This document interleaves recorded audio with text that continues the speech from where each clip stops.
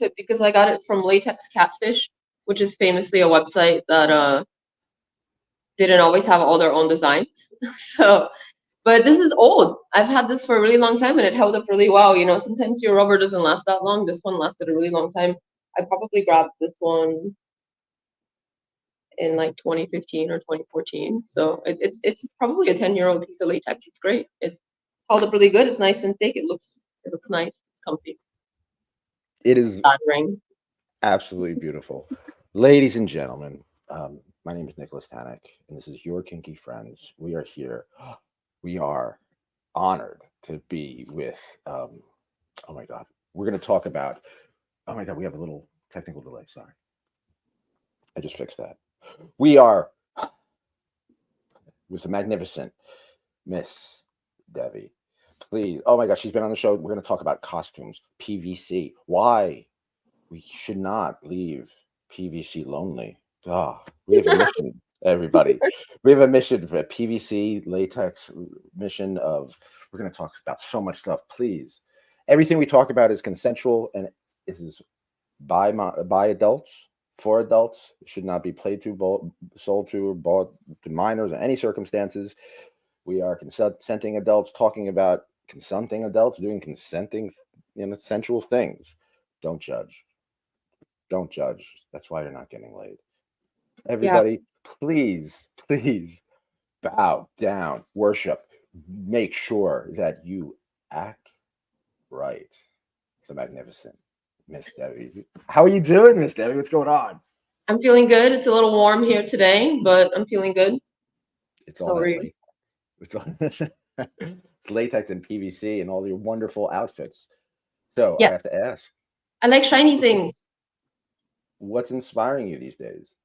Oh, what's inspiring me these days? You know, I've been working with a lot more fantasy kinks, and it's been really fun to do more of um, like things that feel artistic and more creative to me. So I've been playing with a lot of cosplay and like latex cosplays in specific, and then I've been teaching a lot of couples lately, and that's been really like um, sort of filling my cup with joy because you know, working one on one with people is amazing in itself, but then working with couples is like it's just like you're giving like the gift of kink to people who love each other, and so it's just like very fulfilling. It's just been something that in the last year I've had a little bit more exposure with, and Well, this it's is the been really perfect episode. bringing me life. Yeah. This is the perfect episode because uh, I'm in love. I live with my dom. She's downstairs, probably watching it right now. Her name is Sunshine. So let's talk about ideas on how to make this wonderful relationship even better. We'll put that in the back, but let's go on with the questions. So anything you think of, just hey, this is good for couples. This is good for Yeah. couples. All right. Yeah. Yeah, Yeah. this is gonna be a good show. This is gonna be a great show. All right. I talk to so many DOMs and just people in the kink community, and everybody's got weird names. My name is Nicholas Tanek, but people say Tanek, Tanek, Tonic, Tank. I just some people just say Nick T, Nicholas T. Just fine. You can call me Nick, Dick, Nicholas Tanek. My name is Nicholas Tanek. Everyone mispronounces names. So please, for once and for all, how do you pronounce your name? And also, what are some ways people have mispronounced your name? It's pronounced Isobel Devi. Um, and you know, I don't really get a lot of mispronunciation with the first name. I feel like most people get the first name. It's fairly straightforward. The last name, it's the same thing like you. Like people seem to struggle with the inflection a little bit. I get Devi, I get Davi, I get Devi, and they're all interesting pronunciations in their own. But it's Devi. It's Devi. Debbie. Yeah. Debbie. So yeah, it's kind of fun to see where people's minds go, I guess, with it. Because we all sort of like Devi. we all sort of connect with things in different ways, right? Like that's how we end up with these funny versions of stuff. Yeah. This is your website. And one thing It's one of my websites, yes. I wish one of your websites. One thing that I love getting people together, and one thing that you are a part of is the Order of Indomitus. Yes, Please, for infamous those who order. don't know, we've talked about it before, but for those who don't know, please tell us about So the Order of Indomitus is it's a about 3-day event, and it's a fully immersive BDSM experience, with heavy high protocol elements. So the experience it is the experience of being in a for real slavery environment where you are truly a slave to the mistresses who are there, and you serve. You are taught how to serve properly, so you learn skills that are sort of like general use skills that can apply in many different situations. And you also get a chance to experience serving those particular dominants who are at the events, since there is a little bit of rotation going on with, like we always have different people that come and go outside of the base few. So you get an opportunity to both learn how to be a generally good submissive and have good slave intuition. And those are kind of skills that can carry over in other relationship or other parts of your BDSM journey. And you also get a chance to get to know those ladies and how they like to be served specifically to their liking, because everyone's got a little bit of a different thing going on. We play a lot of intense BDSM games. We hunt them. There's rituals. I don't want to get into too much because they're sort of like oh, part of the like secret sauce. But I will say that there's some rituals in there that are like really heavy and special to people. And there's also like a freaky like party where lots of crazy things happen.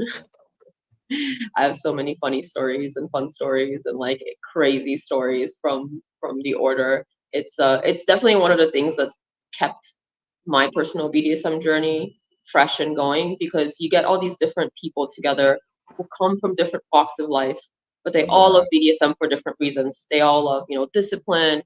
They all are maybe looking to push their limits, whether it be with their sadism or with like their desire to go deeper and be more of like the subservient person who is there to be a pillar for the people they admire and worship.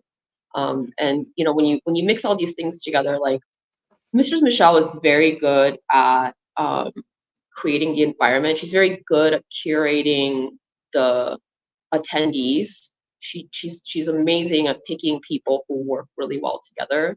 And so you end up with these like fabulous scenes, and you end up being so inspired by watching other people, go through, you get a lot of opportunities to see things happening and to join in on scenes that maybe otherwise you wouldn't have had a chance to join in on, because they're kind of like unique things that happen with the unique group of people that gather together to celebrate I their imagine, I their imagine like a almost like a university or something like that, where everybody has to be at their best, so to speak. yeah, All the subs have to serve with yeah. at their best level of Mhm. competency, and the doms must like kind of be like almost because they're with each other and they're learning from each other.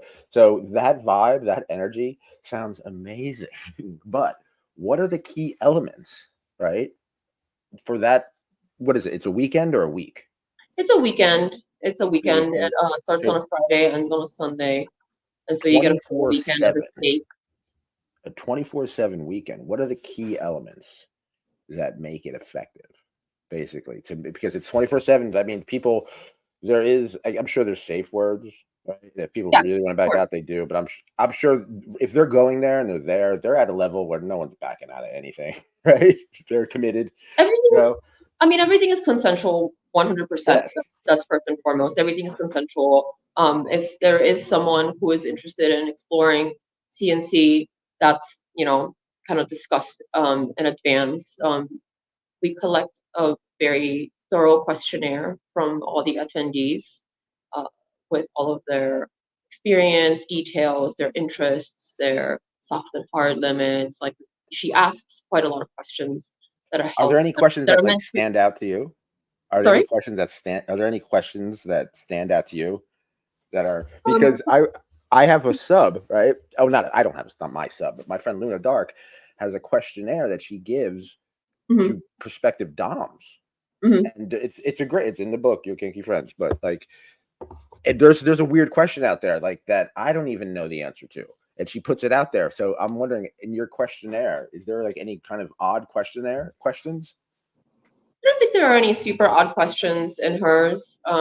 She mostly asks questions that are meant to prompt you to think about why you're going on this endeavor. They're meant to prompt you to sort of like dig a little bit inside yourself and say like why you're going there. What do you expect to experience there?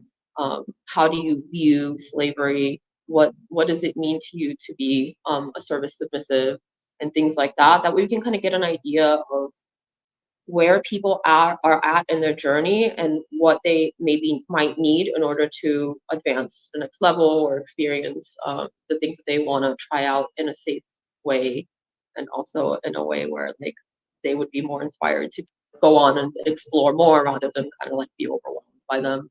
I would say I one of would. the important things you asked about, like what are the key elements, is working with people's strengths. It's not, it's female domination and it's BDSM, and obviously there's humiliation and all this other like elements that we play with, but ultimately we do try to set people in positions where they'll thrive. You understand what I'm saying? Like we try to look for the skills in people. Like maybe that person's not very flexible, but maybe they have some other strength that they would be good at. And so when we play a game with them, we put them in a situation where they would do well rather than like to try to crush their ego, unless we're trying to mind fuck them, and that's why we're putting them in a Mm. situation where they're trying to crush their ego. Like it's very important to use the tools at your disposal to sort of manipulate scenes to be good rather than diminishing of the person's like self-confidence. Does that make sense? It makes perfect sense. Yeah. Now you mentioned games. Just we don't have to go through all the games, but just to give an example, what is a typical game that you would play with during, you know, So one of Order of so from Indomitus? this was from one of the very first orders, and we do still have this game as a variation, but there was something really special about, I think it was the very, very first one. There was something really special about that one because we were still kind of tweaking the games and she was still trying to figure out like what works better and what works worse. And there's always a scavenger hunt where your slave has to run out while, the ladies will sit in the shade with like umbrellas or whatever. And those slaves who, because you're not like super physically fit doesn't mean that you can't go to these events. A lot of times people think like, oh, I'm older or I have a bum knee or something, like I wouldn't do well, like I wouldn't do well at any of the activities. That's not necessarily true. Like I said, we put people at the tasks that they're best at. Sometimes there's someone who's not like really fast or maybe not very perceptive, and that person stands by the side and fans us with a big leaf or with a big fan or something like that and just pampers us, like that's their job. That's what I mean by like people in situations where they thrive so that they can Mm. learn to use their skills in their submission to their dog. You know what I'm saying? Rather than try to beat your head against the wall and do this Yeah. activity that you're clearly bad at, let somebody else do that. They're better at it. And you can do like, you can make the cupcakes or whatever. I don't know. You can The only serve the thing. treats. But the game is a scavenger hunt game, so they have to find items that are were scattered across the property. It's a very big property. So the very first game, we were testing things out, and she had hidden a bunch of panties everywhere, just like cute women's panties. It was a really cute game. They were everywhere. She had thrown them in bushes, up in trees and stuff. So the slaves had to like run around and gather the panties and see how many, like the more panties you collected, you found out in the wilderness and collected, like that's who won, like the person with the most panties won. And so that was one of the games, and the rules of the game that made it really fun was that they had to wear them. They couldn't just like find them and then carry them in their hand. They had to Oh. put them on. But here's the thing, some of the panties were giant, and because they were Oh. just like random panties that we got from like the sale bin. Like we just needed like lots of panties, we didn't care which kind of panties they were. So some of them are like giant panties and some of them are like teeny tiny panties.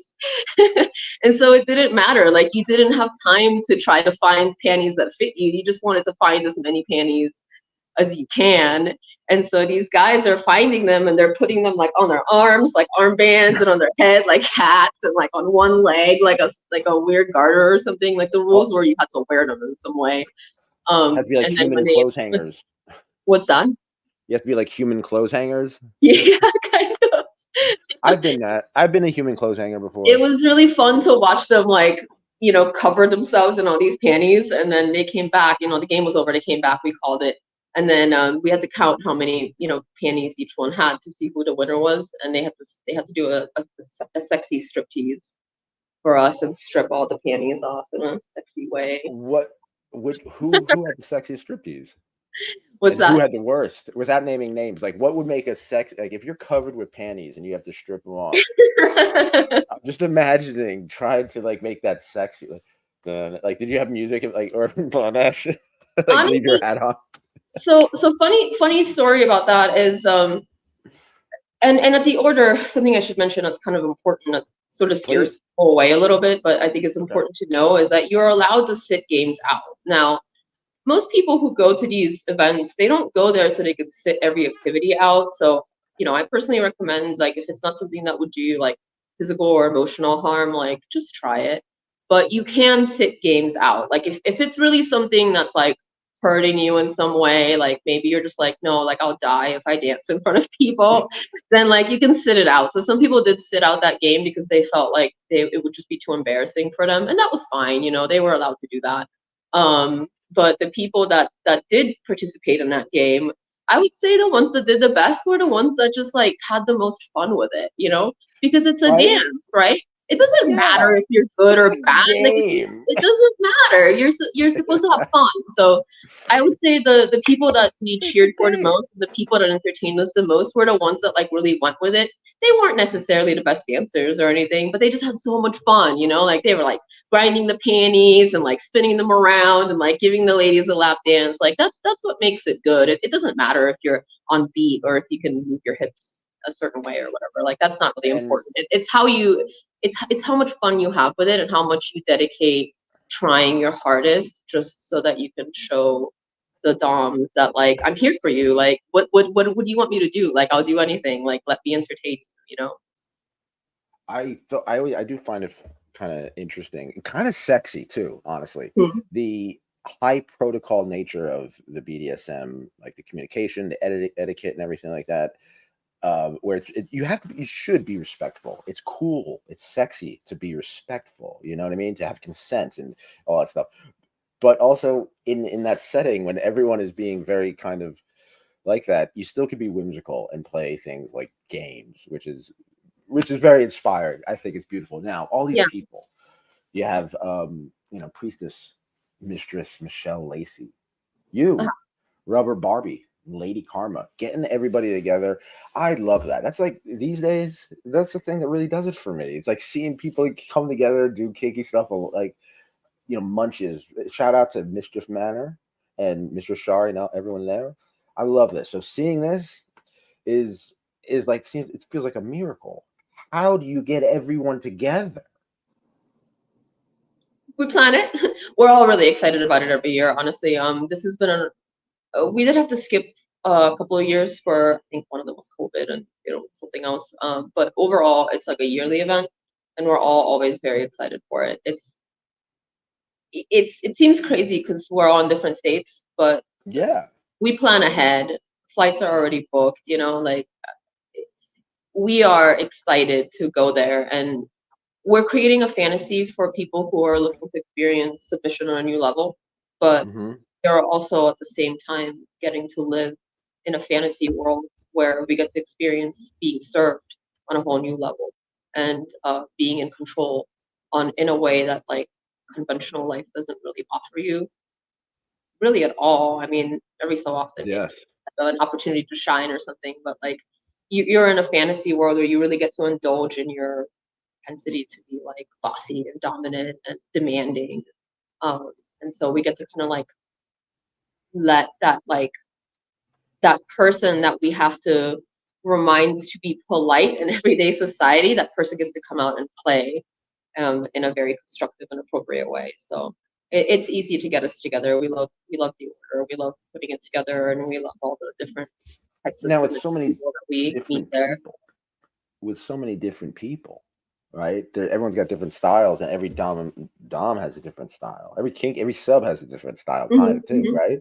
Yeah. As much as you drone them out and make them, everyone's different.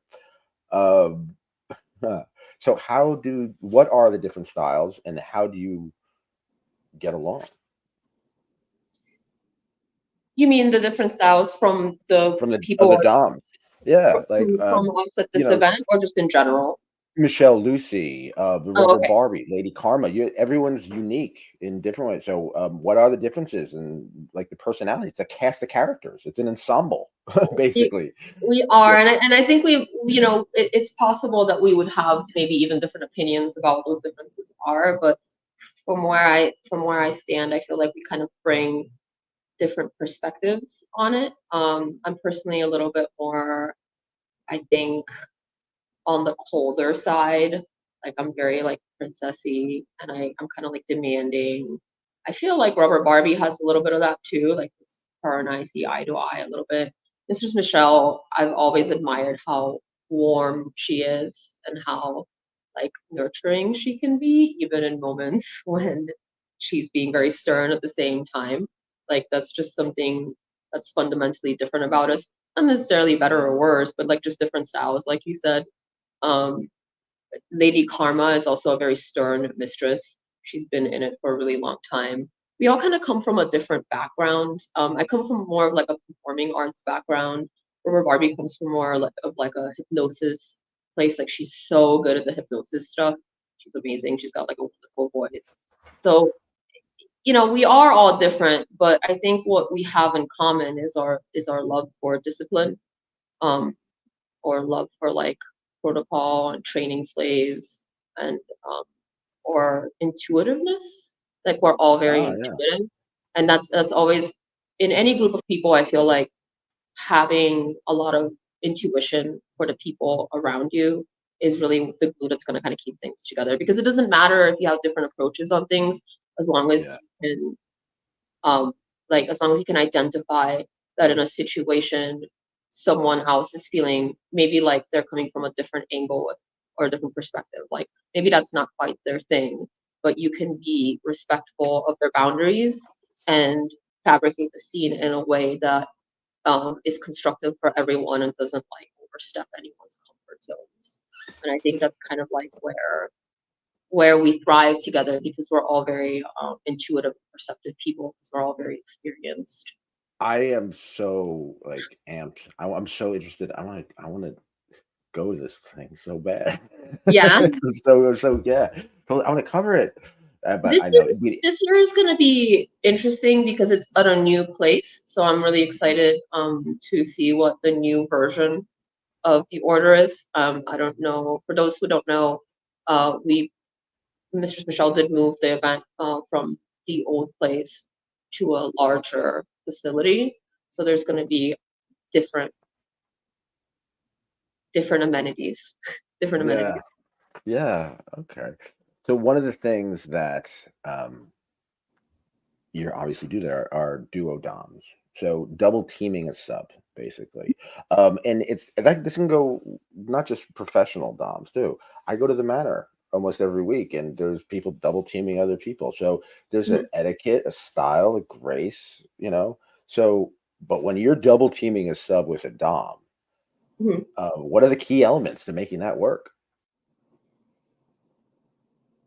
There's probably a lot of different approaches, but the two main ones that I always think of are you can kind of like play like to your complementary qualities, or you can play with things that are matching. So either you're gonna have very similar styles, and it's gonna be like all a scene, like all a big humiliation scene, because maybe both people are just like really, really good at humiliation.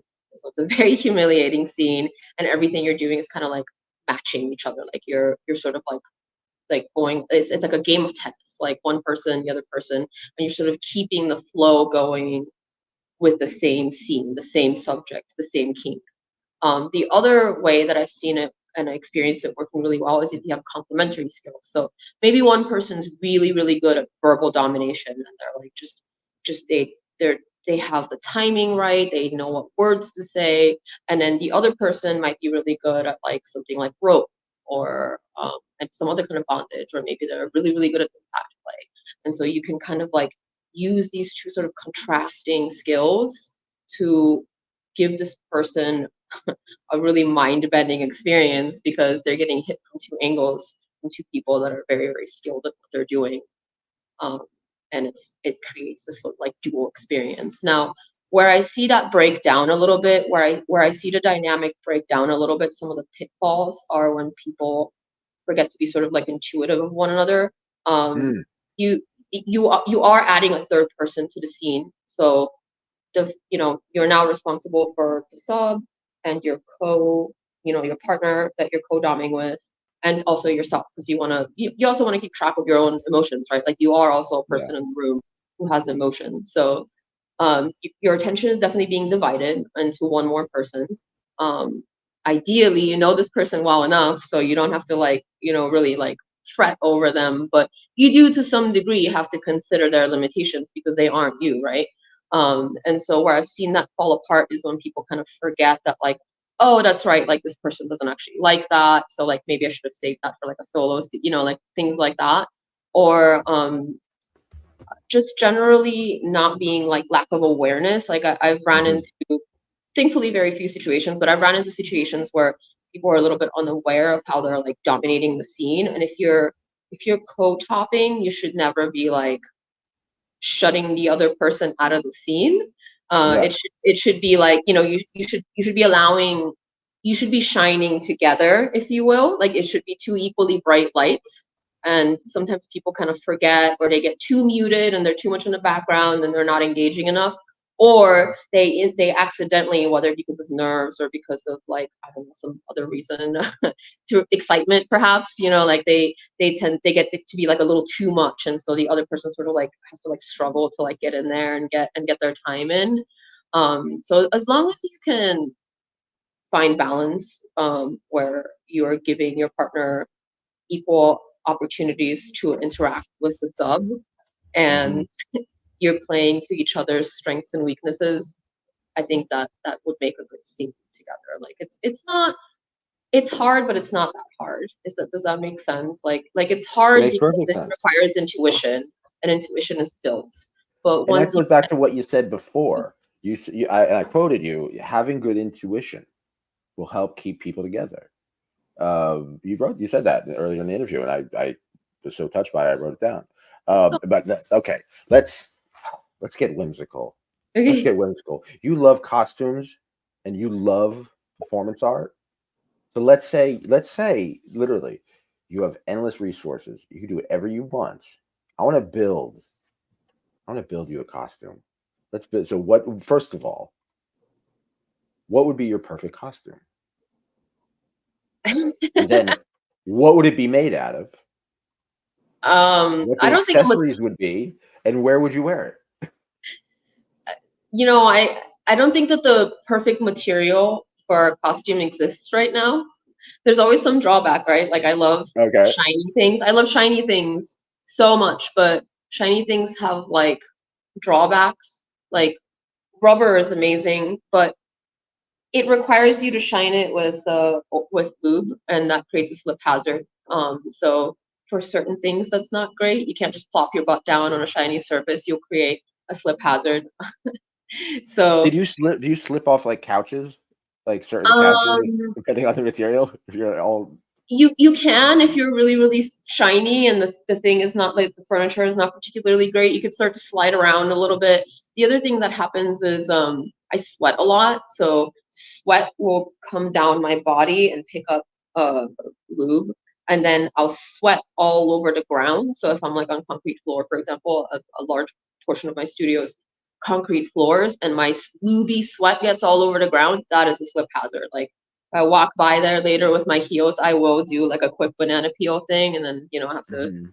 get the slave to clean it or clean it myself if there's no slave around. So So okay, the like there's perfect always some fabric's not drawback, made yet. right? But the Yeah, perfect thing would be shiny. It would be very, very shiny. It would be very shiny. I'm gonna give you all the qualities, and you tell me if that please. exists. 'Cause I don't think it No, does. well, if not, the internet will make it for us. Maybe, Get to work, AI. maybe someone super useful who's listening will create this thing. Give you a Can you make $1 million idea. I'm It would wondering? be very shiny and reflective. It would cling to the body perfectly like rubber. It would not create any slip hazards, and it wouldn't get destroyed like after like 4 wears. Because with PVC is wonderful and doesn't create a slip hazard, but PVC has a really short shelf life. You can't really wash it very easily. Like you sort of have to like spray it down or wipe it down. It's not particularly hygienic. Um, What's the so there's average? always some drawback, right? But what for PVC? You said it doesn't have like a long lifespan. The the average wear, like real wearing, not just like looking in the mirror taking a picture. I'm talking like functional wearing it. How many times can you wear a typical PVC outfit?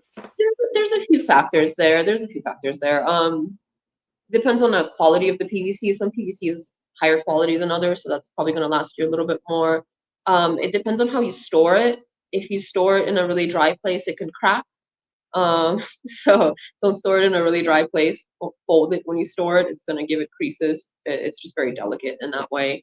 I usually can get out of a good piece maybe like 10 or 15 wears before it starts to look really dull and loses its shine. And you probably want to try to think of like repurposing it in some way. The problem with it is if you don't wear it and you put it in a drawer and you leave it there for 6 years and then you come back to it, it will show signs of wear despite the fact that you never once enjoyed it. And I'm not really like a big fan of that. I feel like that's a No. bit sad. Like it just sort of degrades over time. Like it's not a very, you would think because it's plastic, but it loses its shine after a while. You have to be really So careful how you store it. even if you wear it, it's kind of like anything good in life. If you don't take advantage of it in the moment, it's You gonna you it's don't gonna use go it, you lose away. it. You don't use it, you Yeah. lose it. You're gonna lose it. Yeah, you're gonna lose it. Now, what about accessories? What are accessories for your perfect outfit?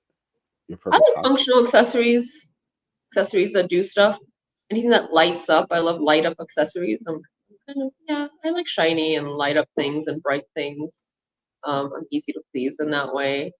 Uh, I like to do, I like to dress up with like whimsical little like bows and things. I love bows. I know there's like a faction of people that are like bows are terrible, and I'm definitely not in that camp. I love bows. I think they're cute.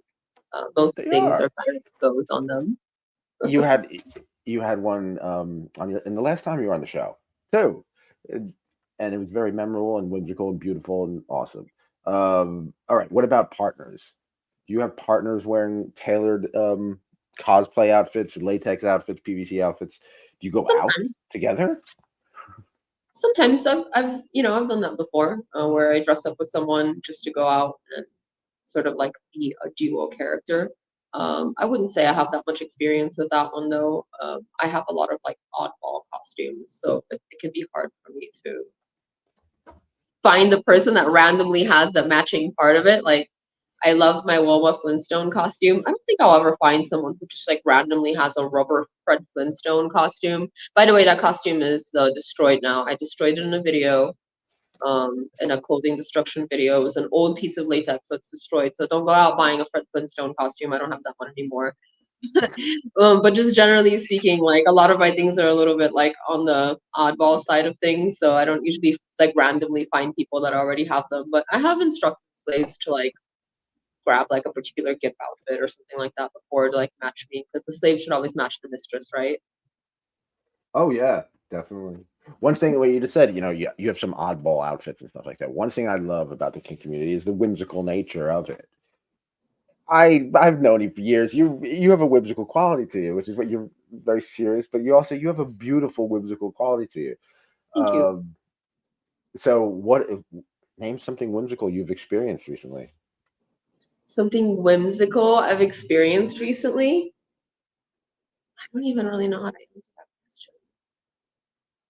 Um, I think I don't know if this is whimsical, but lately here I've been showing up to places where I am working with somebody and we like randomly chose a similar thing. Yeah. Like we should have been the same color, but we didn't plan it. we just were like, okay, we're gonna go with this vibe, and then we showed up, we matched way more than we meant to, and it just kind of felt very like magical.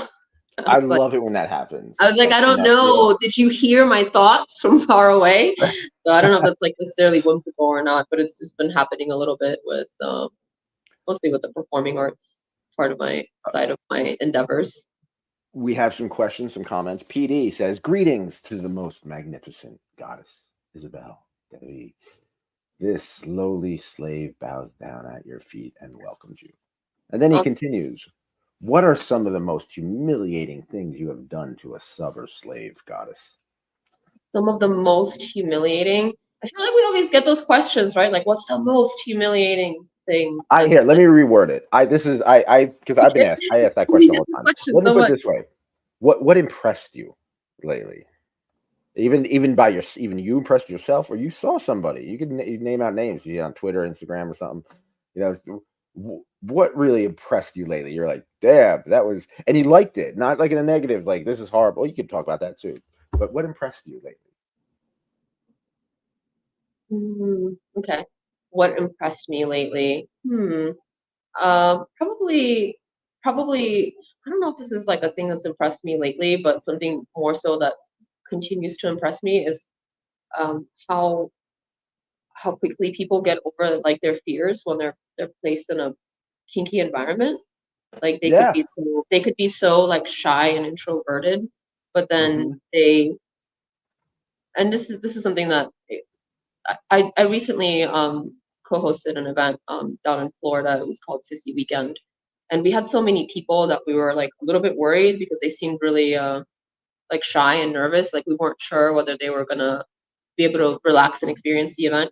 And it always amazes me how quickly people let their guard down and just like fully commit to like this thing that was otherwise like seemed almost like an impossible feat for them, but No. because they were suddenly placed in this environment where their kink is no longer odd or weird and everyone is just like understanding and accepting and like also interested in the same thing, it just almost like melts all of this like weird anxiety and stuff that people Yeah. struggle with, and they're suddenly so comfortable and coming out of their shell and like connecting with people that maybe otherwise they would have never connected with, but like suddenly it's almost like a family thing. And that's something that it's always kind of impressed me about the power of like kink and BDSM. Like it brings people together in a really special way.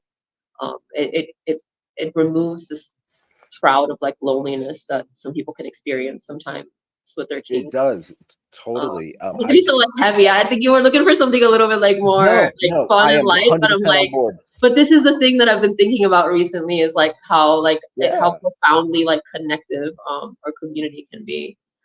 It's we had a at the Manor, Mischief Manor. Shout out to Mr. Shari, and also shout out to C Bombs of Conversations with Crossdressers podcast. We had Sissy Charm School, and it was about last year around this time. And we brought makeup professionals, photographers, everything like that. And everybody could sissy out, and there was like charm school lessons on how to walk, how to talk, how to do it, how to eat, how to be all that stuff. Um, and I go to the Manor all the time. This was different, right? This was different because A, it was sissy themed, right? But seeing those people come out of their shell, or just at an event, going to an event and seeing them, you know, behave more like themselves than they do anywhere else is a beautiful thing, right? Mhm. And I mean, I'm like that too. I go to the Mischief Manor at the parties. I'm very outgoing and gregarious, and um, catch me everyday life. I'm kind of like that, but not as much. You know what I mean? But tell me about Sissy Weekend. What you had this thing called Sissy Weekend. Please Right. tell us all about It's another one of Mistress Michelle's events. She had done it a few years ago, and I had missed that one, and I heard so many good stories about it. So this time I made it a point to try and make it out there, and I really don't regret it at all. First of all, I got to check out the new house where the order is going to be hosted, and that was exciting because it's a really, really like mind blowing place. There's some pictures online from CC Weekend that people can look up. they can kind of see like how like beautiful and ornate it is. Mm-hmm. Sissy Weekend it's actually a lot like what you were just talking about, like teaching them how to, walk and be more feminine. It was a lot of that. It was a service event catered towards slaves who want to get in touch with their feminine side and experience sissyhood. We did their makeup, which I had so much fun doing everyone's makeup. I loved like working with the different faces and finding ways to make them the most feminine version of themselves. And it's really incredible to see a face transform, especially after you put like the beautiful dress on and like all Mm-hmm. the like pretty little hair clips or whatever you end up putting on them. The wig and everything, like doing their like eyelashes and makeup, like all that stuff is really fun for me. It's really fun to reveal the person that's underneath, so to speak. Yes. Um, When so when you're doing it something started like out. that, What's that? when you're doing something like that, shout out to Daddy Delilah, and Nikki. I remember I was having dinner with her, and she was saying it's the eyelashes that Yeah. make the face. Do you feel, is there a certain part of the face when you're doing makeup on a sissy or a sub or anything like that? Is there a certain part of that really kind of brings the whole look together? Is it the eyelashes, or is it the lips? Is it I you what? know I find that the once I do the lipstick last usually because it's the easiest to mess up. So I Yeah, usually do the lipstick that's last. true. I always start with the eyes and then I do the face and then I do the lips last.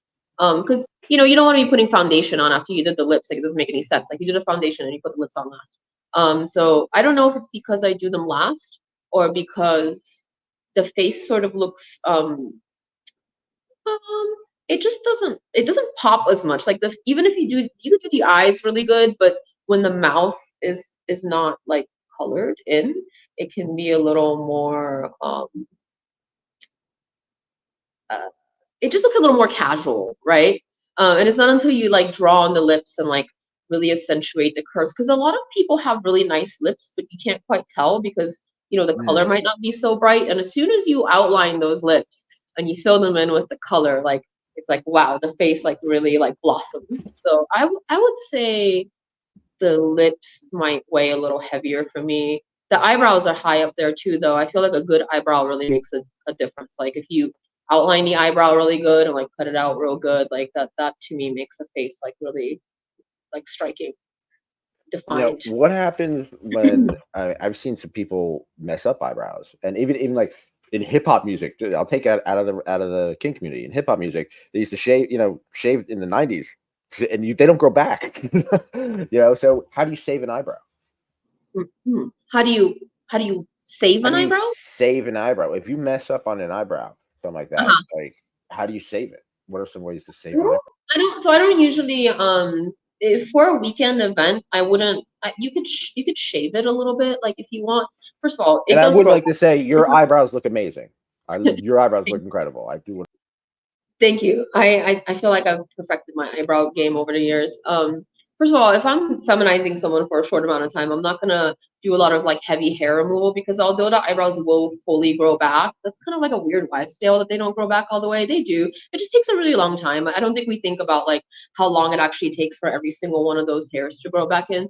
They will, but it might take you like, depending on how hairy you are, it might take you like a month to grow them back. So for a weekend event, I would not remove any hair unless the person felt like that wasn't going to look weird for their everyday life once they return to their normal everyday life situation. So what I do instead is I use techniques where I apply makeup over the hair. Like I just apply like a heavier layer of makeup on over the hair and sort of just like mask it. And that works pretty good for like a short term play situation. That works pretty good. So I don't ever feel the need to really like remove hair because, like you said, that can kind of look weird for a while, especially if you don't Mm. do the best job ever. Um, but PDS. but that's my method. PD asks, what is the most number of 24/7 slaves that you had at once, goddess? What is a typical day for a 24/7 live or live-in slave of yours? I'm putting PD on a question timeout. He's asking a lot of like ritual Oh. questions. You're asking a lot of like edgelord questions. Like you can ask Oh, I me those gotta do questions. it. I You can gotta. message me on Sex Panther and ask me those questions, and I'm happy to answer them. But I feel like this is starting to border on territory where he might be typing these questions with his left hand or his off hand, should he not be using his right Oh, hand. dude. So PD's a I'm going friend to of the decline that show. question, and I'm going to ask that you put any such further questions in a private message with payment attached. Thank you. All right, there you go. All right. Tito says, "Hello, goddess. Use the word Devi that is commonly used in Indian culture as a goddess. Do you have any connection with Indian culture?" I may have mentioned this before on one of your shows. I don't know, but I'll say it again because I don't mind. I don't mind telling the story. I like it. I had no idea that Devi meant goddess when I chose the name. I did not know. I don't know anything about Hindu language, culture. I know very little about their culture. And so I had no idea that this was a crossover thing. I actually took the name from a comic book character that I really liked when I was younger. That's where I got that name from. It has nothing to do with anything Indian. But I do think that it's cool. You know, when I found out that that's what it meant, I Oh was like, oh, yeah, that works. That actually works really well. So I'm not like mad about it or anything, but that's not why I chose it. I had no idea that it was a coincidence like that when I was picking it. It's just one of those like good ones that happened. Now, I think you and I are activists. We're kink activists. And we need to, be active and educate people on PVC. So Yeah. PVC is it's a it's complicated. Like you said, there's a certain way to carry it, there's a certain way to look at it. It's expensive. Certain people like it, certain people really like it. You Yeah. know, so you mentioned the sadness of unworn PVC. So what Yeah. can kinky people do to help other PVC lovers? Um, just wear it. Just wear it. Don't leave it in the closet. Yeah, Find any reason to wear it. I don't, like put it on and like touch yourself in it or something. Because the thing is, if you leave it in the closet, it'll degrade over time anyway, and then you won't even get a chance to wear it, and then you'll be like me. And I was sad when I found my like half degraded PVC that I put into a Ziploc bag in a vacuum seal container, thinking like, oh, it'll stay good forever like that. And no, it doesn't. It was creased and weird, and it had like like bubbling and stuff like that. So, what can I do to help you? I can tell you to enjoy it as much as you can, as often as you can, because the sooner you put it on, the more good experiences you're gonna have with it before it inevitably blows out, because it would that's blow it. out. Live in the There's not now. much You said there. if you leave it in the closet, it will degrade over time. Yeah, That's it just does. symbolic of everything, right? You know what I Yeah. mean? Everything comes to an end. Everything comes to an end. It eventually, like, it all falls apart. Sunshine asks, "What kind of parties are you having now?" I mean, I know you're doing more, the Den and Dominus and stuff like that, but parties change, and the more parties you have, the more different themes you have, and the more ideas you have. It gets real silly. At the Manor, we have King Carnival. We have a 420 party. We have like a Ooh. spring, like a Midsummer Night's Dream spring festival. We have pup play. It gets wild. So there's always an excuse. What kind of a part? Always excuse to party. What kind of parties are you having now? Or do you want to have that Are you you haven't asking had? me about ones that I'm producing or ones that I'm part of, or both? Oh, both, anything. Okay. Spread the Um, word. so earlier this year, I produced an event here in Denver called Supreme Jail, and it was a prison themed event because that's a fantasy role play that I really enjoy playing with. Oh, we're gonna get deep into that after that. But yeah, Cool. please. So I made that one, and um, I helped co-host Sissy Weekend, which is in Florida. Um, Order of Indomitus is coming up. I I have a pet play party in the works. I haven't pulled the trigger on it yet. I know it's on my website. Some people have signed up for more information. I haven't pulled the trigger on it yet because I haven't decided on a date that I want to do it at. And how I'm going to smooth out a couple of the details. I do like to kind of have like a pretty solid plan before I throw things together. So if you're somebody who's like, how come the pet play event hasn't been launched? And like, when is she finally going to have it? Then um, I guess feel free to send me a nice message motivating me to do it and letting me know that you would be interested in going to it. Because that'll make it more exciting for me to work on it. What else am I doing? I also work with a local bigger kink event. It's like a public event, if you will. It's at a nightclub, so access to it is a lot easier. It's not private. Um, and I do demonstrations for them. So people who wanna come and get a demonstration from me and get like a short spanking or a short whipping or something like that, just to kind of get like a taste for it, but they're not necessarily looking to commit to a full hour-long scene. That's a really good place to go. It's called Kink. It's kinkdenver.com. Is where you go to find more information about that one. And you can find me at the demonstrations booths. There's also other demonstrations at that event that you could try. There's suspension bondage. There's people who have like a bunch of different like dungeon equipment stuff.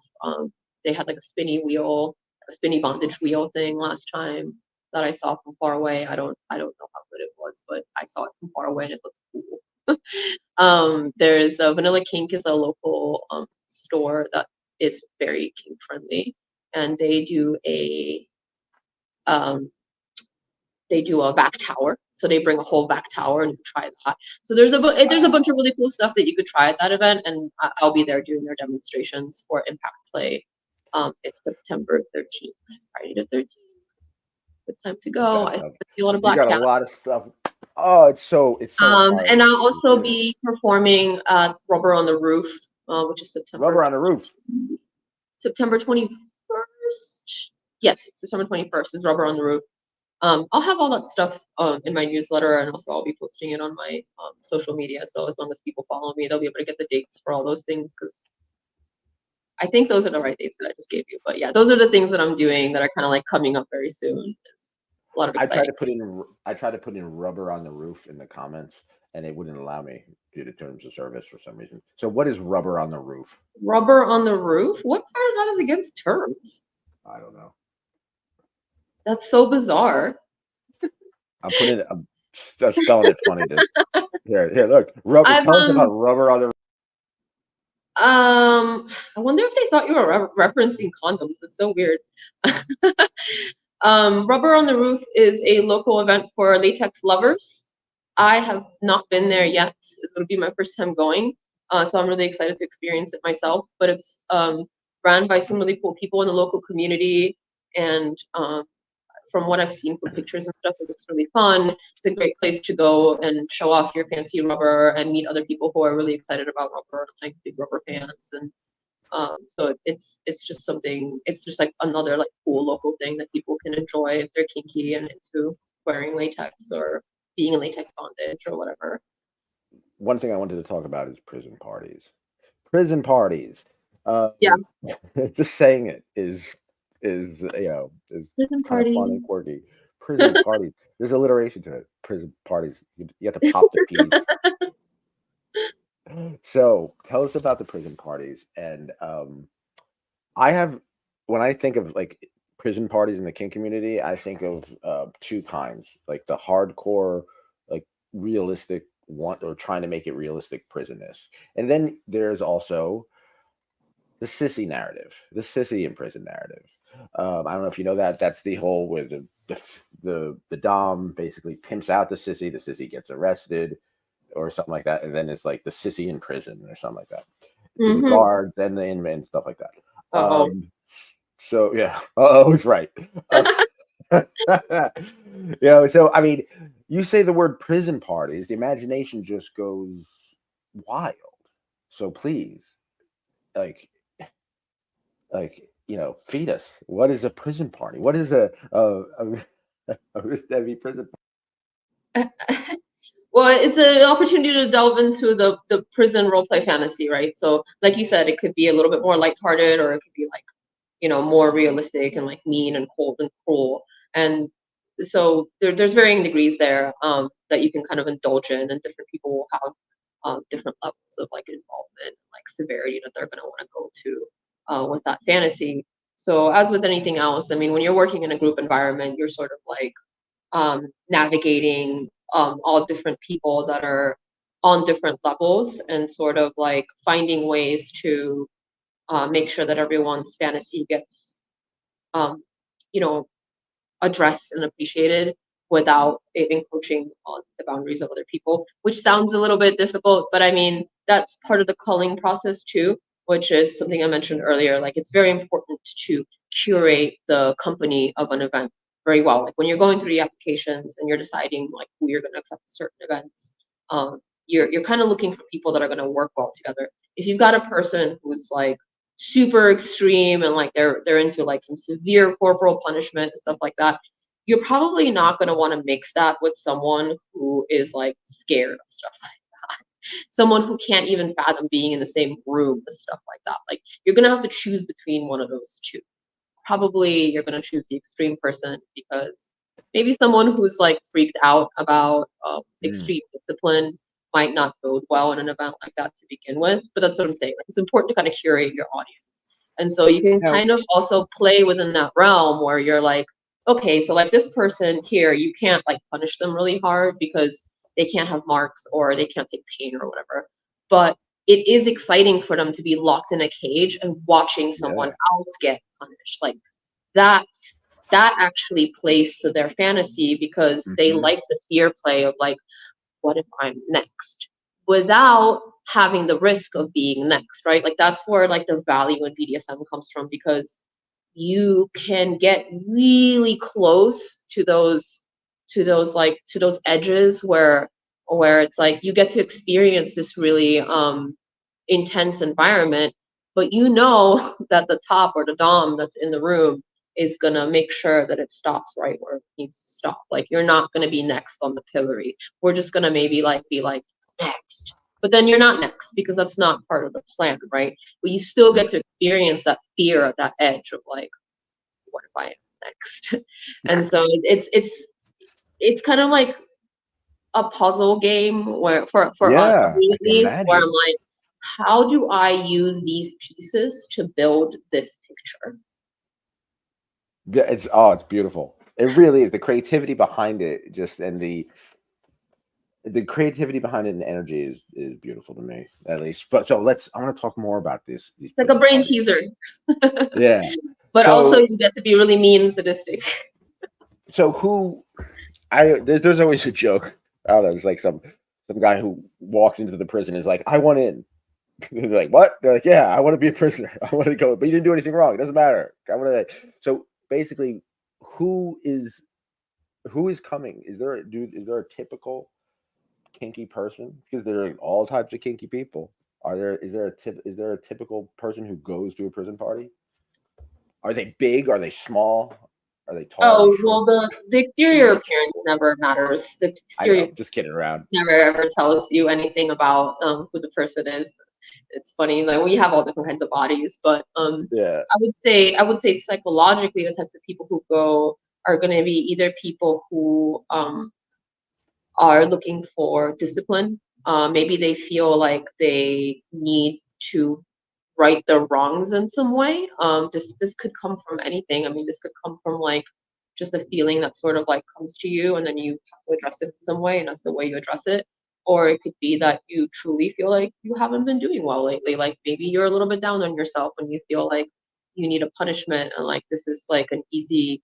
I wouldn't say easy. I think easy is the wrong word. Actually, let me retract that. This is an effective way to receive a punishment without going overboard. I Yeah. I find that people who seek punishment, people who seek like corporal punishment or like physical punishment like that, it's because a lot of times, not everyone, obviously, like absolutes are there's no place for absolutes here really. Um, they're looking for like almost like absolution. Maybe they feel like Yeah. they need to pay for something that they've done, Hmm. and we can punish ourselves in really like cruel ways, right? Like I find that like people can punish themselves way worse than other people can punish them. And I do find that a lot of people get this sense of like relief from being able to experience in a safe way where there's a facilitator, me or whoever else is the dominant, who understands what that person needs, to the best of their abilities, and then understands where it needs to stop. Like they have the brake in their hand. So when they see that the person has suffered enough, they stop they stop the punishment. They say, okay, you're done. And in this way, the person can't overdo it and hurt themselves in a way that doesn't make sense or isn't healthy for them overall or in the long run. So that's one type of person that comes, is like someone who just craves to um, to like repay for some sin that they feel like that they've committed. And then there's just people who really love the release of physical punishment, or they really like the idea of being confined or caged. It just like has a freeing effect on their mind. It has a relaxing Yeah. effect on their mind and their soul.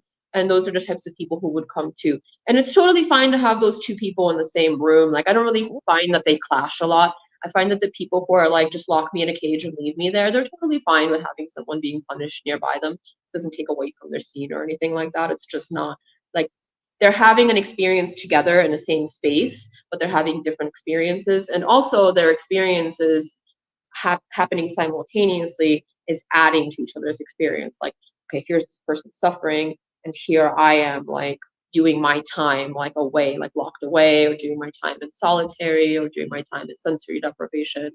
And like maybe like a lot of times listening to the punishments of others is like purging for them in a way, where kind of like they get to experience this thing from a safe distance and be like, okay, well, here I am doing my time. I should be glad that I'm not getting the skin ripped off of my ass. I'm just locked in the cage. Like, I it's do sort of, think it's it can also, give you all these different ways to appreciate and like all these different perspectives on life. it is.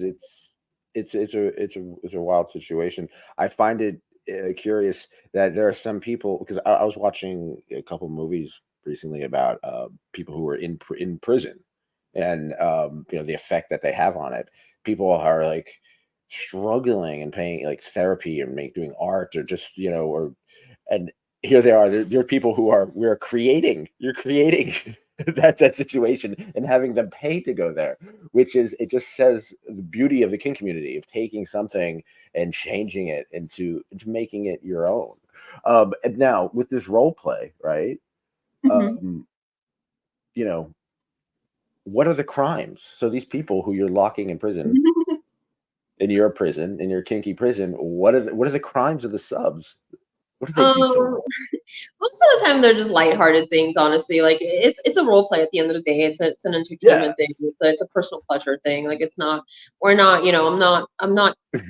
I'm not correcting behaviors that are like real criminal behaviors. Like I don't think anyone was really confused about that, but it's worth saying it. I'm not correcting real criminal behaviors. Like these aren't people You that have should like done actual crimes. lock them They're in not a like cage. murderers or anything like that. What's that? Lock them in a cage if they mispronounce your name. Yeah, it's things like that. Like those are the Yeah. types of crimes. Like it's like, oh, you ate too many cupcakes this week. Like you said you were gonna, go to the gym, but you didn't.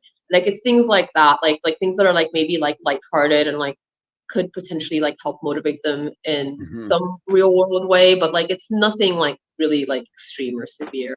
It's maybe like, oh, like you spent way too much time masturbating this week. Like you masturbated for a total of 5 hours this week. Like you now have to do the time in the cage because obviously like you're not using your time optimally, so you're better off just being locked in the cage. Like it's fun reasons like that. They're never like, oh, you're genuinely like a horrible person and you deserve to burn in hell. Like it's never things like that.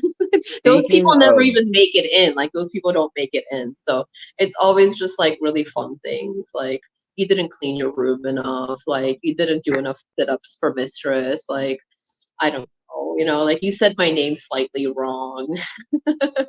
And sometimes it's just because you haven't suffered enough this week. And if you don't, your condition will worsen. yeah.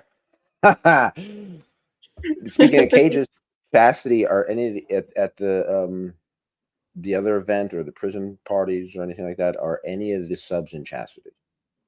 Many of them are. A Mhm. lot of them are. It's a common control tactic to put them in chastity. With the sissies, it was the same thing. There's no, we don't have any use for their penises other than If anything, I always say it's a little bit better for them to be in chastity because then I can't whip their cocks. Whereas Yeah, if like flopping protection. around, you know, like unkempt, I could whip their cocks.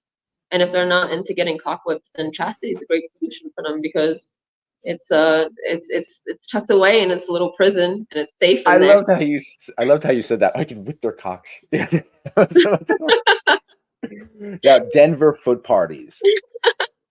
Denver foot parties. All Uh, right. So one of the things is, oh yeah, how do you what what does it take to to produce a Denver foot party? so I put the Denver foot parties on hold for a bit. The last one I produced was in late 22. Um, the Denver foot party was my pet project. It was something that I really wanted to do differently because I I didn't like the model that I experienced with other people's events, which was kind of the same across the board. It was as an attendee, you pay a fee, you get in, and then you can speak to all the models or doms or ladies, because there's all different types of women who go to have their feet worshipped.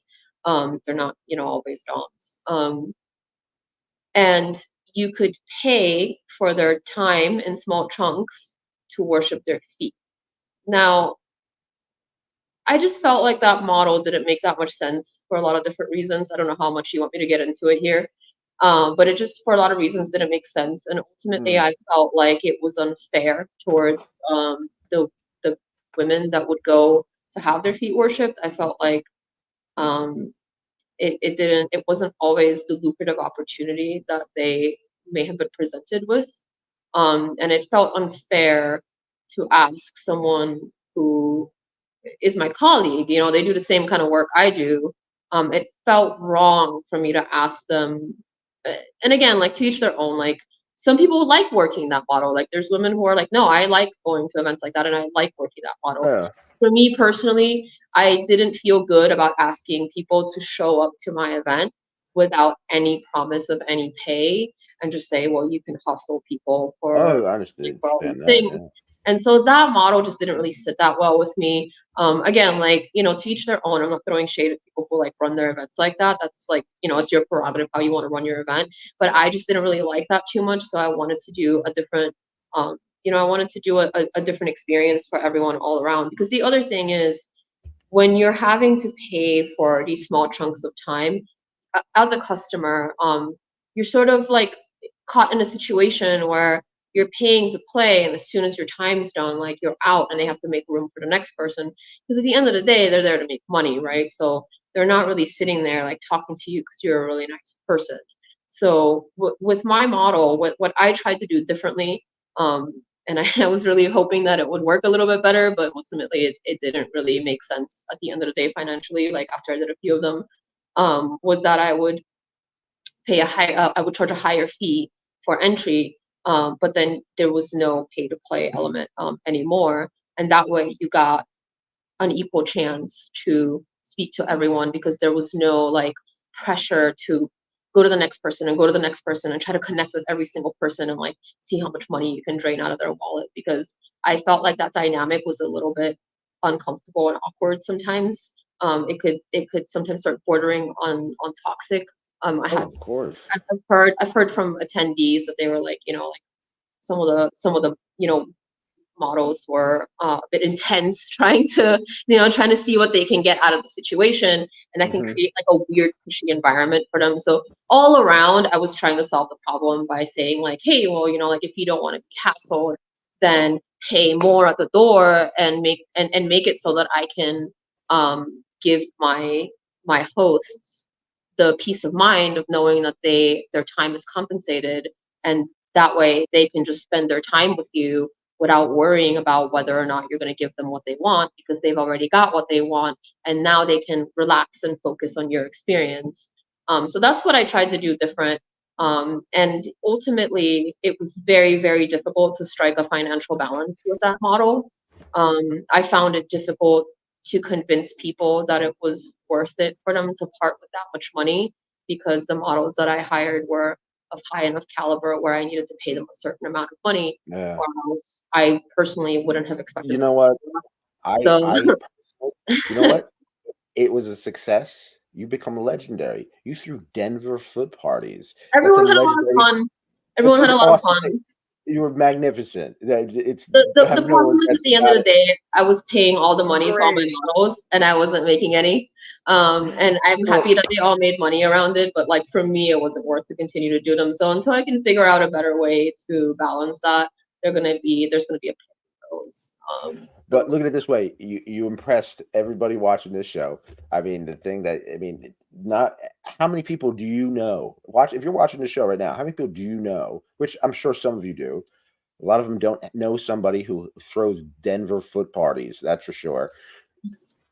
Right now, we do. Oh, okay. One thing you did mention, which I thought would be an interesting conversation. How do you deal with pushy subs? Now, subs, right? Subs, they worship you. They want to worship you and they want to serve you, but some of them are way too pushy. true. Even though they mean well, they're way too pushy. So you could block them, you could do this, but what if the ones you know, and the ones you know is gonna like this could mean no more money coming in. This could mean a, a relationship. How do you deal with subs who are too pushy? So the thing about pushiness is that it's a mismatch of um how much contact two people want, right? So the sub wants this much contact, and you want this much contact, and they live in separate places, right? So one thing with pushiness is to just be really honest with yourself and Yeah. really honest with that person and say, hey, this is what I can give, take it or leave it. And just be really structured. Like just honestly think about like what is the problem right now? Why do I hate this situation? Why does it feel pushy? What are they asking of me that's too much for me to give? And why does it feel that way? And then just communicate that with them. Say like, hey, I'm too busy. Like I don't have time to talk to you as often as I can. Here is what I can do for you. Like I'm available during these times. Please make it work for yourself. If not, then like maybe this isn't a relationship for us. Something that I think people can sometimes forget, especially if they're in a situation where maybe they don't have the luxury of just shrugging away everything that's not a perfect fit. Like, we're all like in different situations in our lives. Some of us could really use, some of us could really use an extra payday or whatever. And so we can find ourselves in these situations where we're allowing pushy behavior to go on because we are afraid that if we reinforce our boundaries and we put our foot down and we say, hey, I can't do it the way you're asking me to do it, but I can do this for you instead. Like, Mm. would this work? We're afraid that person's going to say no, and then they're going to run away, and they're not going to give you any of the things that you're hoping that you're going to get from them. But the reality of that situation is that if they're being pushy, that's going to create a really negative like dynamic between you and that person, and it's going to Yeah. drain a lot more of your emotional energy than is allotted to that person. So if they're paying you X amount of money or they're doing you X amount of favors, that's great. But if they are draining 4 times the amount of energy that money or that those favors cost, you are now putting yourself in a position where you're getting way less out of the deal than you should be getting. And you're Hmm. also potentially making yourself unavailable for better matches in your life because while you're trying to recover from the like draining experience of dealing with a person who you clearly don't have a good matchup with, you are like unavailable to meet people that are going to be a much better match for you. So my advice there would be really honest with yourself. Like if that's not a very good relationship, your energy is better spent somewhere else building something that's going to be more long-term lucrative and more long-term stable for you than this like sort of like intense dynamic that's bound to fizzle out or bound to explode at some point, right? So then it poses the other question: how can subs make sure that they are not pushy? I mean, I've grown up a lot. right? I've changed a lot. I used to do lots of drugs. You think I'm very talkative now? You think I'm a talkative edgelord now? Oh my god, you just saw me when I was 20 years old. It was like, or 16 years old, Um, you know, so being conscious of my own behavior, that I think is a major step, So in your advice, if you have a sub who's being pushy, you like them, you want to give them a chance, you don't want to totally cut them off. You could Hmm. train them. They're there to be trained and to serve you. Hmm. How do you tell them how do you train them not to be pushy? Again, I would just reinforce my boundaries kindly, in a kind way. Just say like, hey, I know you're really excited about this, but I'm a little bit busy right now, or I'm not going to be able to get to this. Like, a lot of times when people are being pushy, it's because they're craving connection with you.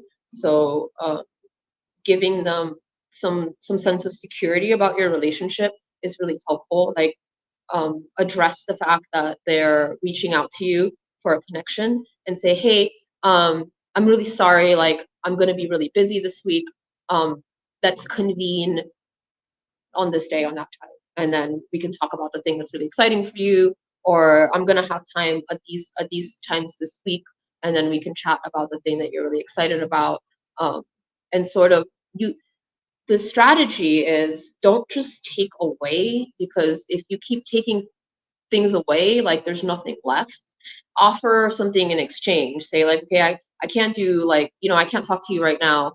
I can tell that like you really want to talk right now, but like I'm not available Yes. right now. But I am available during this time. And that gives them sort of like the idea that like, hey, she's there for me. She just can't be there for me right now because she's got a life and like, what other things going on. But like I'm not being ignored. I'm not like unimportant. It's just not, my time is not right now, Mm. so my advice would be like, um, how to not be pushy from their angle. Think about it. Are you asking for stuff that's sort of personal? Are you asking for things that are like maybe better saved for like down the road once you know the person a little bit better? We all have different boundaries too, right? Like we like to let people in different levels. We have different comfort levels with different people. If you're not getting a lot of like enthusiastic response, like that's what we look about with consent, right? Like you want like enthusiastic consent. If the Yes. person doesn't seem very Yes. enthusiastic when they're responding to you, maybe you are overloading them a little bit. Like maybe you're putting more on their plate than they're able to handle now.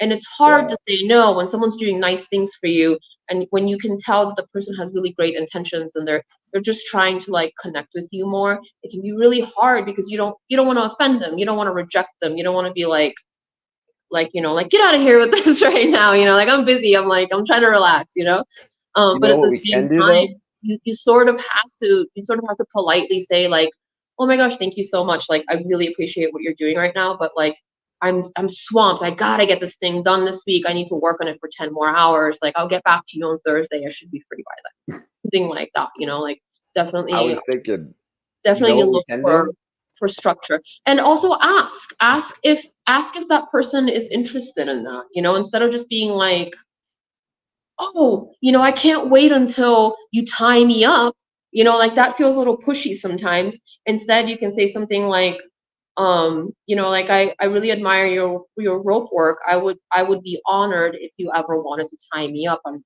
here for that, like I'm available to you for this A nice thing that you compliment want. goes a long way. I Yeah. really do. Yeah, Yeah. like a little compliment, and then letting them know that you're available for a thing, but not setting an expectation, because I know that it seems like you're being complimentary and friendly when you're like, "I can't wait to be next."